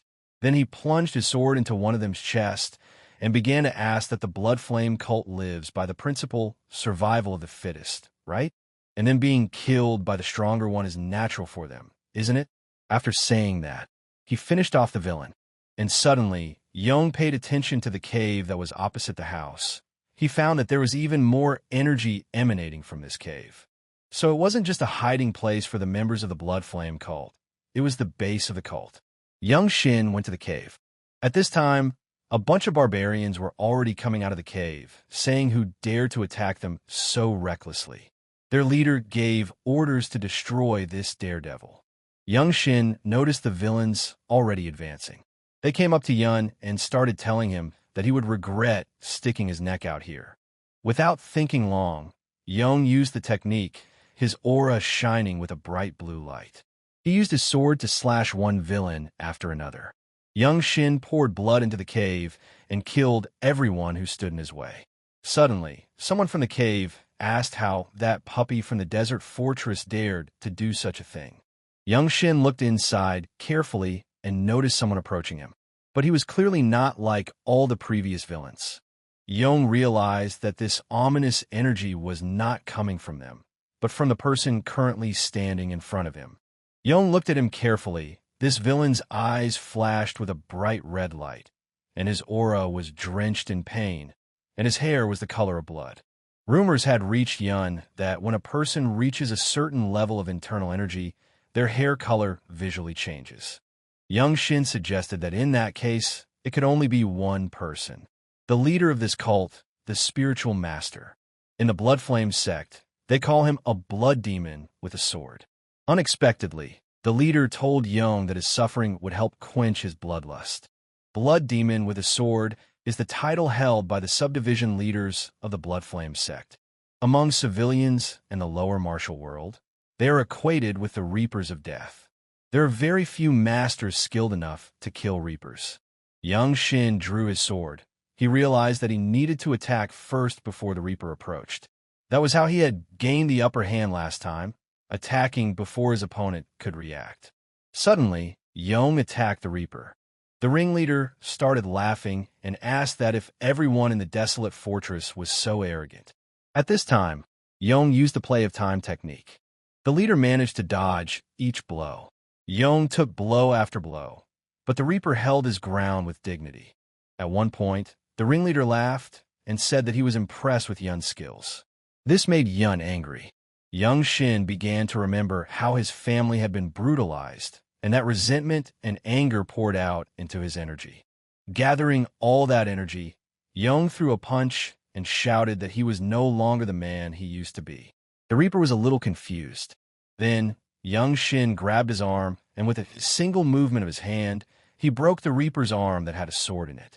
The leader got angry and was about to destroy Young with a single blow with his other hand, but Young chopped off his hand. The Reaper started screaming in pain, but continued to fight. Young didn't hesitate and plunged his sword into the Reaper's chest. However, the ringleader kept shouting that it was impossible for him to fall at the hands of someone like Yun. Young replied that it seemed like the Reaper had only hurt others before and had not experienced pain himself. Then Young pulled out his sword, and the Reaper fell to his knees. Young Shin exhaled a sigh of relief. He put down his sword and went to fulfill his promise. He gathered all the dead and dug a grave. He looked at each of them carefully and said that the peach blossoms would shelter their peace and take away all their pain. However, Young was never able to bury that little boy. When evening came, Young returned to the boy's house. Hong Won notices that Young Shin is walking on the horizon, and he has a small child behind him. Young Shin's weight is covered in blood, and the baby is covered in blood too. Maylin and Cheon began to ask what had happened. Young Shin handed the baby boy to Hong Won. One asked if the boy was dead. Maylin said that Yun was clearly fighting and asked what happened and how Yun was feeling, if he was hurt. Yun replied that he was fine and it wasn't his blood. He said that he had found the place where the Blood Flame sect unit had settled. Maylin replied that it was good. Suddenly it came to her. She started shouting that had Young found the sect's abode. Young began to tell me that there were 8 members of the Blood Flame, all the ones who had been causing trouble in the village. There was also a strong man with bloody hair. Maylin and Cheon were shocked by what they heard. Maylin said that means it was a blood demon with a sword. So it's definitely one of the Blood Flame sect factions. Cheon immediately grabbed his sword and said, thinking that they had settled nearby. And whatever their goals are, the Blood Flame sect is an enemy of the desert fortress, and it is their duty to eradicate this threat. Cheon then looked at Yun and said that the lightning genius had accomplished a great deed and could now rest. Maylin supported and said that she and Cheon would deal with the rest. Yun replied that there was no need to go there anymore, and they should just send a patrol, since the people there would only be needed to help remove the bodies of the victims. Hong Won opened his mouth in shock. Maylin asked, wondering if Young Won wanted to say that he defeated the blood demon with a sword and the sect members by himself. Yun looked her in the eye and replied that he had killed everyone. Cheon interjected that did he really single-handedly mop up the base of the Blood Flame sect unit. Yun replied that the moving technique Cheon had shown him was very helpful. Malin suddenly said that the blood demon had an unusual ability to regenerate, and asked Yun that even with that skill, the demon didn't strain Yun. The boy was surprised and asked what she meant. Malin said that a blood demon was hard to defeat, but even those who could often died from a stab in the back because they didn't know its regeneration ability. Yong hesitated and pulled out a head of bloody hair. He put it on the table and said that he hadn't realized that the demon had such an ability. Malin and Cheon stood there in shock. Yun wondered if regeneration was really dangerous. As time passed, the boys returned to the deserted fortress. Jean said that he thought it would be a simple mission, but there turned out to be a blood cult there. Jean also added that maybe it was even for the best, and maybe they were able to prevent a lot of deaths. Jean then looked at Malin carefully and asked how the lightning genius behaved in a critical situation. Malin sighed and replied that he didn't care. Cheon asked what a critical situation meant. Jean replied that if it was indeed a blood cult, then they were led by a strong leader. For a newcomer in white robes, it was dangerous. And did Cheon and Malin handle everything themselves so as not to endanger the younger one? Malin hesitated and replied that they hadn't even seen anything, since the lightning genius had gone off on a scouting trip alone and returned with news of the destruction of the cult's offshoot. Jean asked if she meant to say that Yun single-handedly trashed everything there, including the blood demon with the sword. Cheon replied that she did. Young Shin and Hongwon were relaxing in the house at this time. One started to say that it felt good to be back, since he was so attached to this place already. Hongwon then looked at Yog and asked if he thought there was some excitement around. Young Shin hesitated and replied that there was most likely a festival going on. One replied that it wasn't, and that it was just the former leader of the Divine Sword Squad returning. Vaughn began to say that he had come to contest the place of elder of the council. He also brought with him a boy who was said to have been adopted into the famous Ifwan Mag family. And they also say that this boy has an extraordinary talent. Young Shin thought for a moment. He knew that Ifwamaga was his mother's family, his close relatives. But they never visited Sanyang. Not when Yun's mother got married. Not after she gave birth to Yun and left. To them, her marriage is only an occasion for reproach, for they have almost severed ties with their daughter, who married a low-born man. Young Shin walked over to Jean and asked if he had called him. Jean silently just looked at the guy. At this time, Jean was thinking about the fact that even Yong's aura had changed. Still, to single-handedly destroy an offshoot of a blood cult couldn't be just luck. Jean then stood up and said that the head was summoning Yun to him. Yun immediately remembered the very head of the desert fortress. On the way out, Yun asked Jean if there had ever been a case where a newcomer in white robes was repeatedly summoned for an audience within a year. Jean replied that this had never happened before. They passed by the blue-clad warriors, and Yun began to recognize them, and even bowed. The warriors began to whisper that it was a lightning genius from Ma Guanig who had defeated the blood demon with a sword. Some could not believe that the white man had killed him himself, for he looked much younger than they had imagined. Jean told Yun that it was no wonder he was being noticed. If he had single-handedly destroyed an offshoot of the blood cult, it meant that Yun was already the equal of the desolate fortress masters. At this time, Yun was thinking about how his perception of time is different from the rest of us, and he has no time to rejoice in his successes. After all, if Yun wants to survive, he needs to reach the strength of a Divine Sword Squad leader before he turns 20. From white clothes to blue clothes, then to black clothes like Jin's, and finally to go through the 17 steps of Ma Guanig, and reach the purple rank of Divine Sword Squad leader. Meanwhile, Jean and Yong walked up to the tall golden-colored doors. Jean started knocking on the door, and behind the door, Young heard a conversation. The head was telling someone that he seemed to have a grandson. The man replied to the head that that child of inferior blood was nothing to their kind, not a disgrace to Yifwan Mag, and that was good.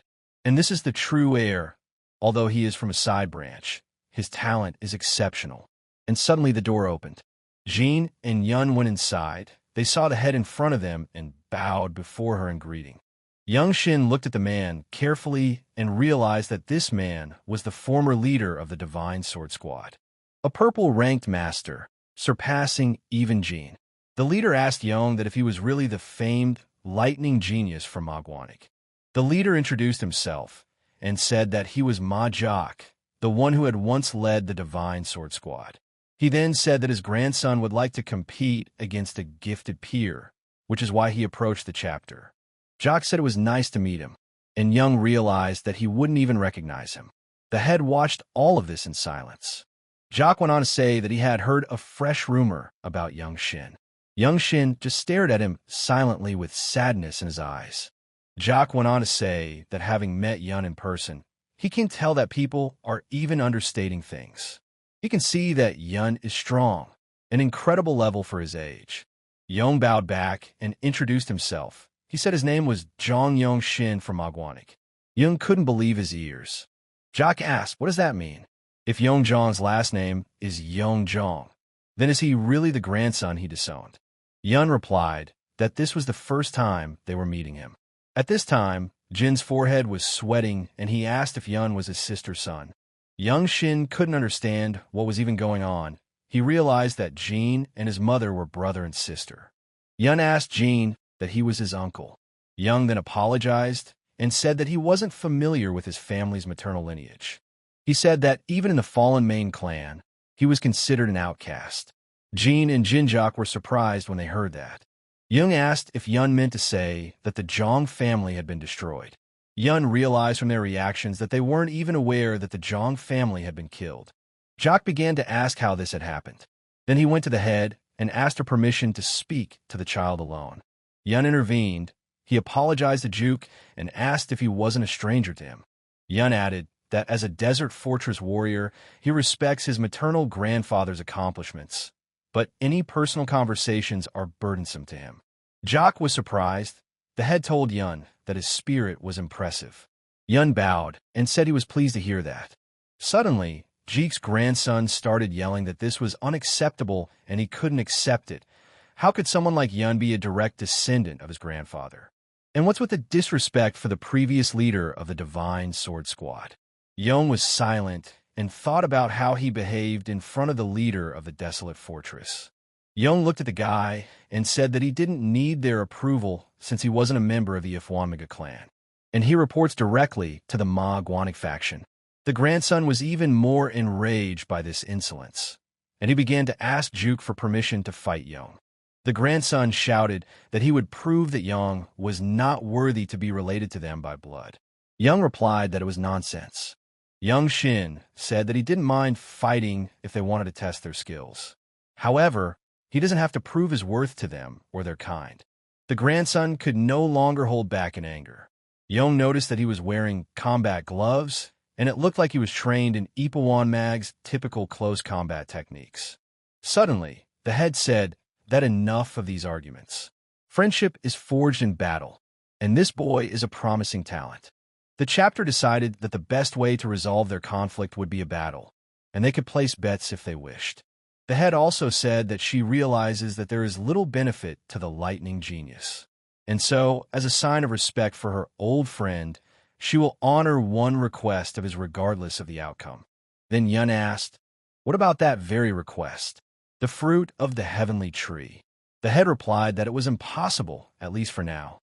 The head said that even if her late friend had personally asked, the answer would have been the same. The merits of the Divine Sword Squad leader could not be compensated in any other way. However, the head said she could Young Shin one of her signature techniques. Young Shin thought about that suggestion. Young was surprised that the leader of the desert fortress, called the Best Under the Sky, offers to train him. Young also noticed that the grandson himself was more interested in martial arts than in defending the honor of his ancestors. Young wondered if his mother's family had really chosen such a person. Without thinking long, Young replied to the head that he agreed. So they all went to the battleground, and Young and his grandson stood opposite each other. The head said that they could start here and no one would disturb their fight. The grandson immediately began kneading his combat gloves. Young Shin realized that at the moment, he had enough of belonging to Ma Guanik, so he wasn't interested in connecting with the Ifwamiga clan. Young waved his finger at his grandson and told him to attack. The angry grandson immediately rushed to attack. He was about to strike with his fist, but Young swung his punch aside with one hand. Grandson couldn't understand. Maybe Young had taken some rare pill if his energy was slightly superior. Young gathered and concentrated all his energy and applied the play of time technique. Grandson tried to strike, but he missed every time. Now Young saw that this was what true heirloom martial arts looked like, despite the seeming softness. These were very sophisticated techniques of the noble school. Meanwhile, the angry grandson started yelling and asking why Yun wasn't pulling out his sword. Yun smiled and replied that it was because of their technique. Grandson became even more angry. It seemed that this amount of energy would make him explode. Finally, he was able to strike and push Young away. However, even after such a blow, Young landed easily and effortlessly on his feet.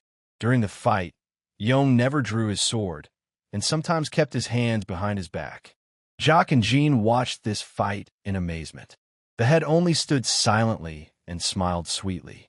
Unexpectedly, Young told his grandson that he had thought of something to counter his technique. He showed his palms and said that 10 movements would be enough. Jock heard this and asked Jean that if he was going to win in 10 moves. After all, even if he is a genius, it is impossible. Jean replied that that wasn't what Young meant. It was that he would create a technique in 10 movements that would make him win. When my grandson heard this, he couldn't contain his anger and said he was going to go all out. The energy was so out of this guy. The grandson was about to demonstrate the Hap-Wa Fist technique. Young noticed that the grandson didn't give in to anger, but instead concentrated fully. Moreover, Young could feel the waves of true energy emanating from him. Young realized that it couldn't be that the purple master who once ruled the world was training him non-seriously. Young told his grandson that although he mentioned the fist technique, he didn't mind if palm techniques were involved. Also, Yun said that he doesn't need to list his techniques to him, but to just give his best. After all, the grandson had a lot to show, doesn't he? And so the grandson gathered all his concentrated energy and lunged with a punch, and Young struck back, and their fists collided. Jean watched from the side and realized that the lightning genius hadn't sagged in skills in the slightest during the journey, and had even become even better. Young Shin vigorously applied his new technique and struck a double tsukma-jin. From this blow, his grandson was thrown back several meters. Jean couldn't believe it. Had Yun really been inspired by the Hap-Wa Fist technique he had just seen? Such a blow made his grandson even angrier, and he began to generate even more energy. Young liked it and asked for more. The grandson began to yell for Young not to provoke him and pounced with a punch. The grandson shouted at him not to provoke him and threw a punch. From such a blow, the grandson lost his balance and was thrown backwards. Young said that the palm technique would indeed be very interesting. The grandson began to shout that Young was a simple redneck. The grandson was thrown further away from the grandson and fell to his knees. Jean noticed that the longer the combination, the stronger the fist energy became. It's amazing to create a new martial art in such a short period of time. Young Shin finally exhaled and focused. He thought that he had finally created a decent martial art. The head walked up to Yun and said that she witnessed an amazing sight. It's a miracle to see a new martial art being created. Young Shin apologized and said that he hoped he hadn't disappointed her. The girl replied that it wasn't the least bit like that. The head asked if Yun had decided what he would call this fist technique. Yun replied that he had named it Undying Radiance. The head smiled and replied that a martial style that endlessly emitted radiance was an apt name. Jean told Yun that he had done a great job and congratulated him as Yun had created an outstanding martial art. Yun replied that he had only laid down the basics so far, and it seems that the technique has yet to be perfected. Yun is still using it in the traditional Ma Guanic style. Jean replied that even if he did, there were few among the white ranking members who would be able to withstand such a blow. And he also said that he tries not to be surprised, but the speed of Yun's progress leaves him no chance.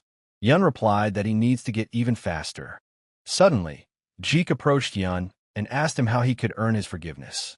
Hearing this, Jean and his grandson were shocked. Yun was also confused and didn't know how to react to this. After all, not long ago, none of the sides of his family accepted him. The retired leader of the Desert Fortress Divine Sword Squad is considered a celestial deity who holds power over the life and death of most people. Eon couldn't believe that such a person was bowing his head to him. However, Eon replied to Juke that this gesture was extremely burdensome on his part. After all, you can't undo the mistakes of the past so easily. As for Yun, maternal kin are no different from outsiders.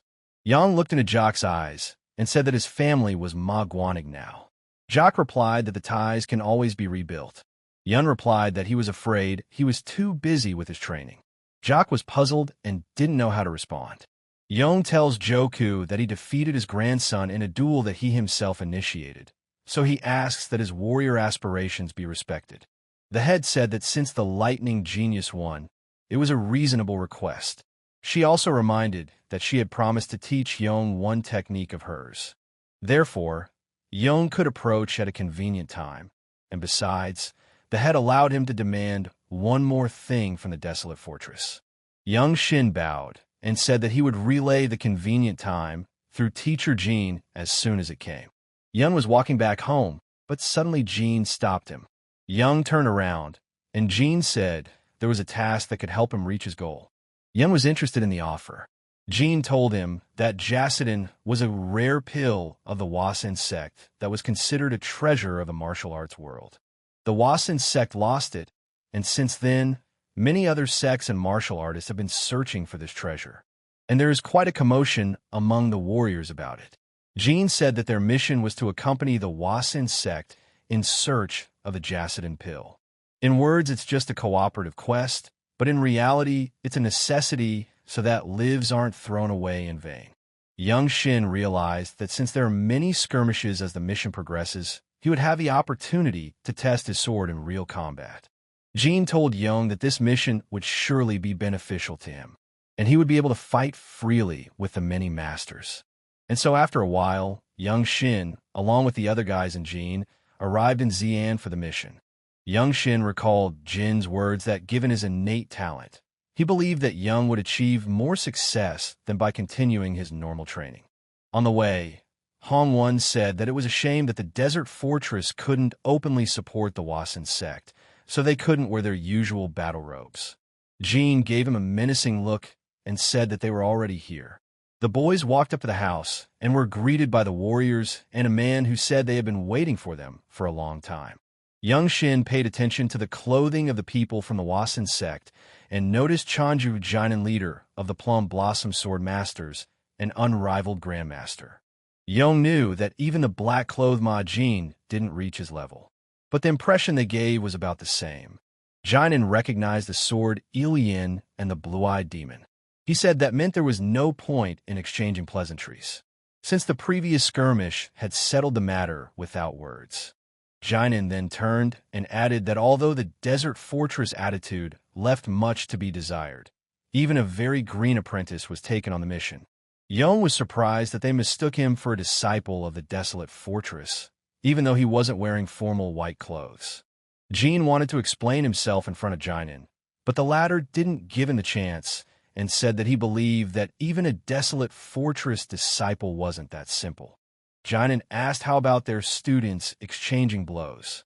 At least it would be something fun to do on the way. Jean immediately realized that this was Jinan's way of testing Young Shin. Since it's not appropriate for faction leaders to fight in a joint mission, he decided to get even through the young people who will determine future relationships. Jinan chose his fighter and told him to fight as hard as he could, as this is a demonstration fight. The martial artist smiled and said as if this kid could show him something. He also added that he had heard that Ma Guanig's martial art was based on sensory perception directly in combat. Young Shin was curious about the teachings of the Wasen sect. Meanwhile, the Wasen fighter stood in front of Young Shin and said that 5 seconds would be enough. The warrior then apologized to Yun and said that he didn't mean to humiliate him.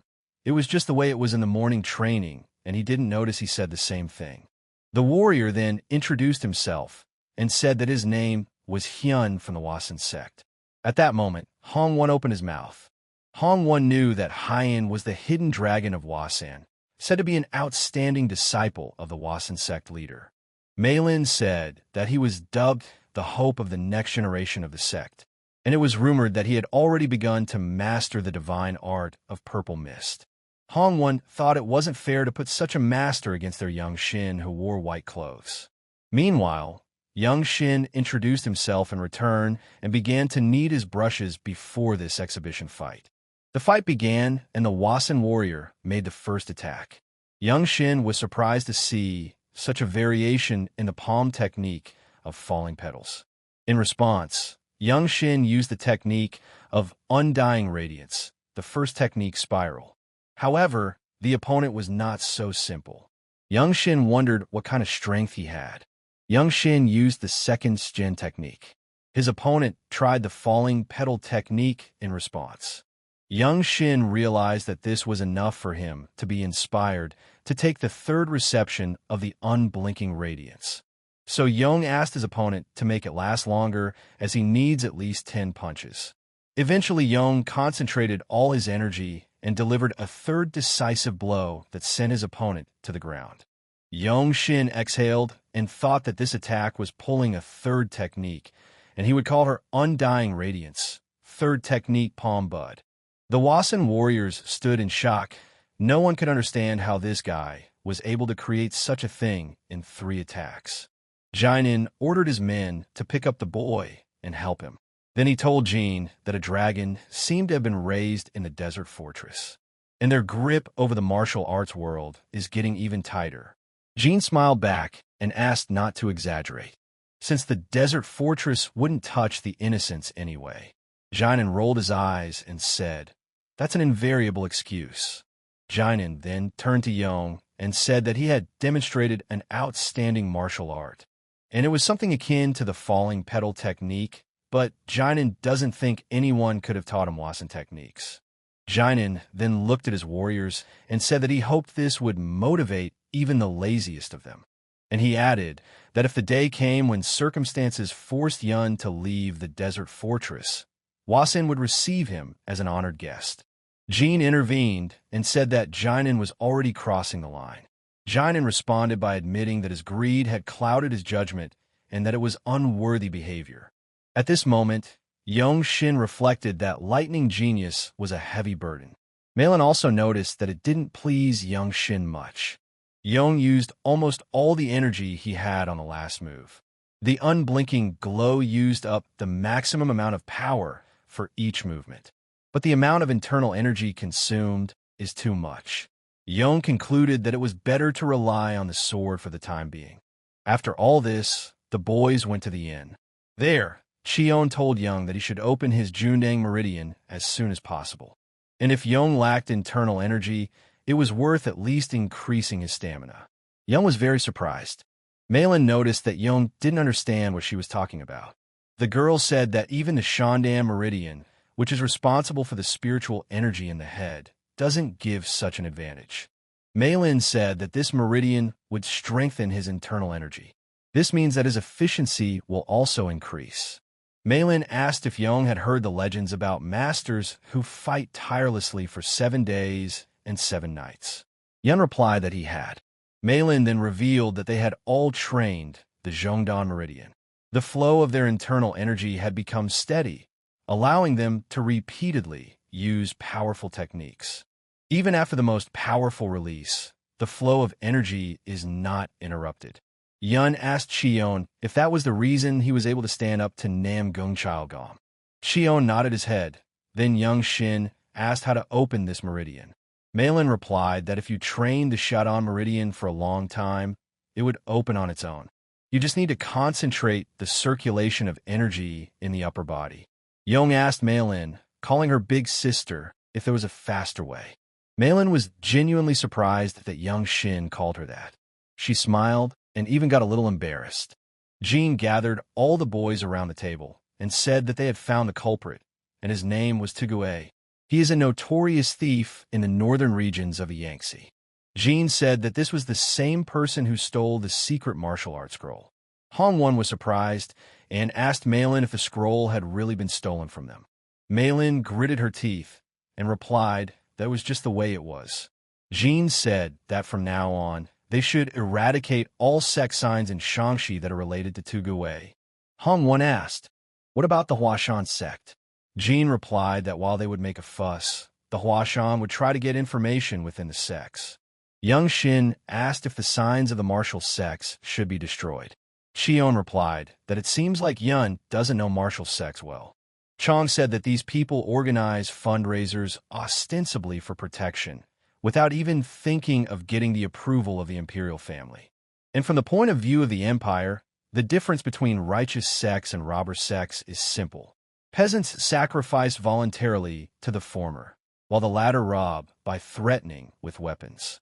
Jean said that they are parasites destroying the country. But even if you kill them, new groups of parasites will appear, so most people turn a blind eye. But you don't need much reason to deal with them. Yang Xin asked how many sects they would take on. Jean replied that it was 5 at first, and Jean would take on 2. Yun asked if he could go alone. Jean was surprised and asked if Yun was so anxious to become famous, and it was too risky. Yun replied that he could do it. Jean said that fighting alone against a sect is a completely different skill level. There are too many variables to consider when attacking in a group. It's not like a one-on-one duel. Yang Xin insisted that he needed this kind of experience. Jean closed his eyes and replied that meant they would divide up the tasks here and now. Jean told Yang Xin that his target is the Tanlan sect in Yinhe County, Xi'an.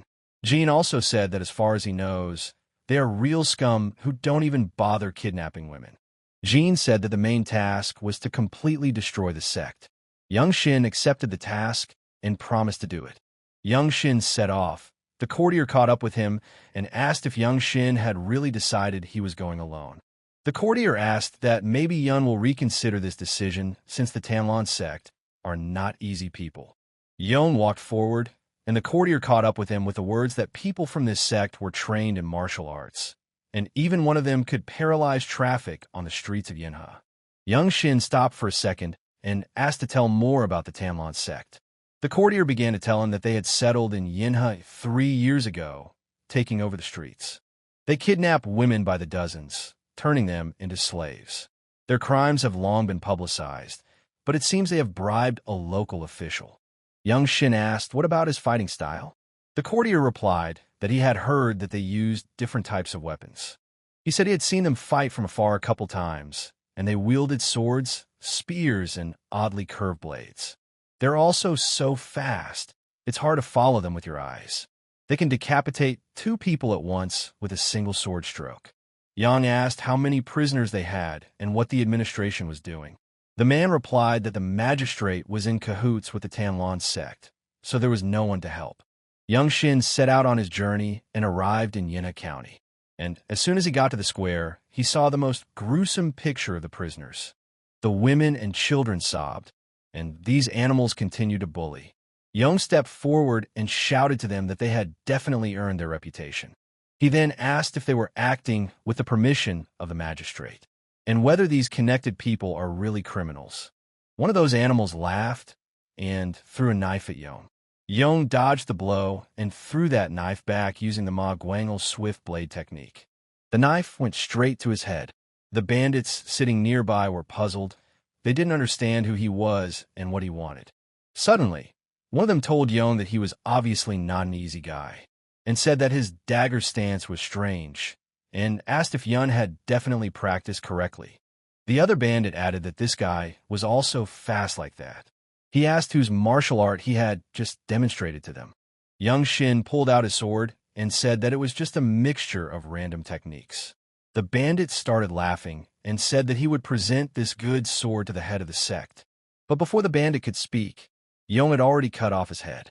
Everyone around him became wary, and Yang used the swift blade technique and began to destroy one by one. Not 2 minutes later, Yang had destroyed all those animals. People began to thank him for his help. Yang asked if they knew where the Tanlan sect was based. One of the men pointed his finger to the location of their base. Yang took his sword and went there. When he got to the door, he kicked it so hard that it shattered into small pieces. And those Tanlan animals immediately became wary. Yang walked inside and saw a bunch of heartless freaks in front of him. Someone in the crowd said that did this brat really beat their students? Young saw the flamboyant man in front of him and thought that he even dared to wear clothes with dragons that only an emperor could wear.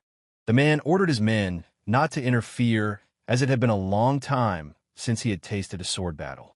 He walked up to Yun and asked that he really liked playing the hero so much, and how he even dared to appear in front of their sect. Young Shin asked what his name was. The man asked him back, why would a man who was about to die need to know his great name? Yun replied that you should always know who you're dealing with, so you can claim victory later. The man smiled broadly. Then he immediately pounced on Yun. The boy noticed that the man was quite fast. He also discovered that because he was stronger, he could now see the sword's trajectory. With one swipe of his sword, young Shin threw back the man. All the warriors around him were already standing at the ready. The man wondered what kind of power this was. He was angry at this humiliation and ordered his scales to attack. The warriors surrounded young Shin from different directions.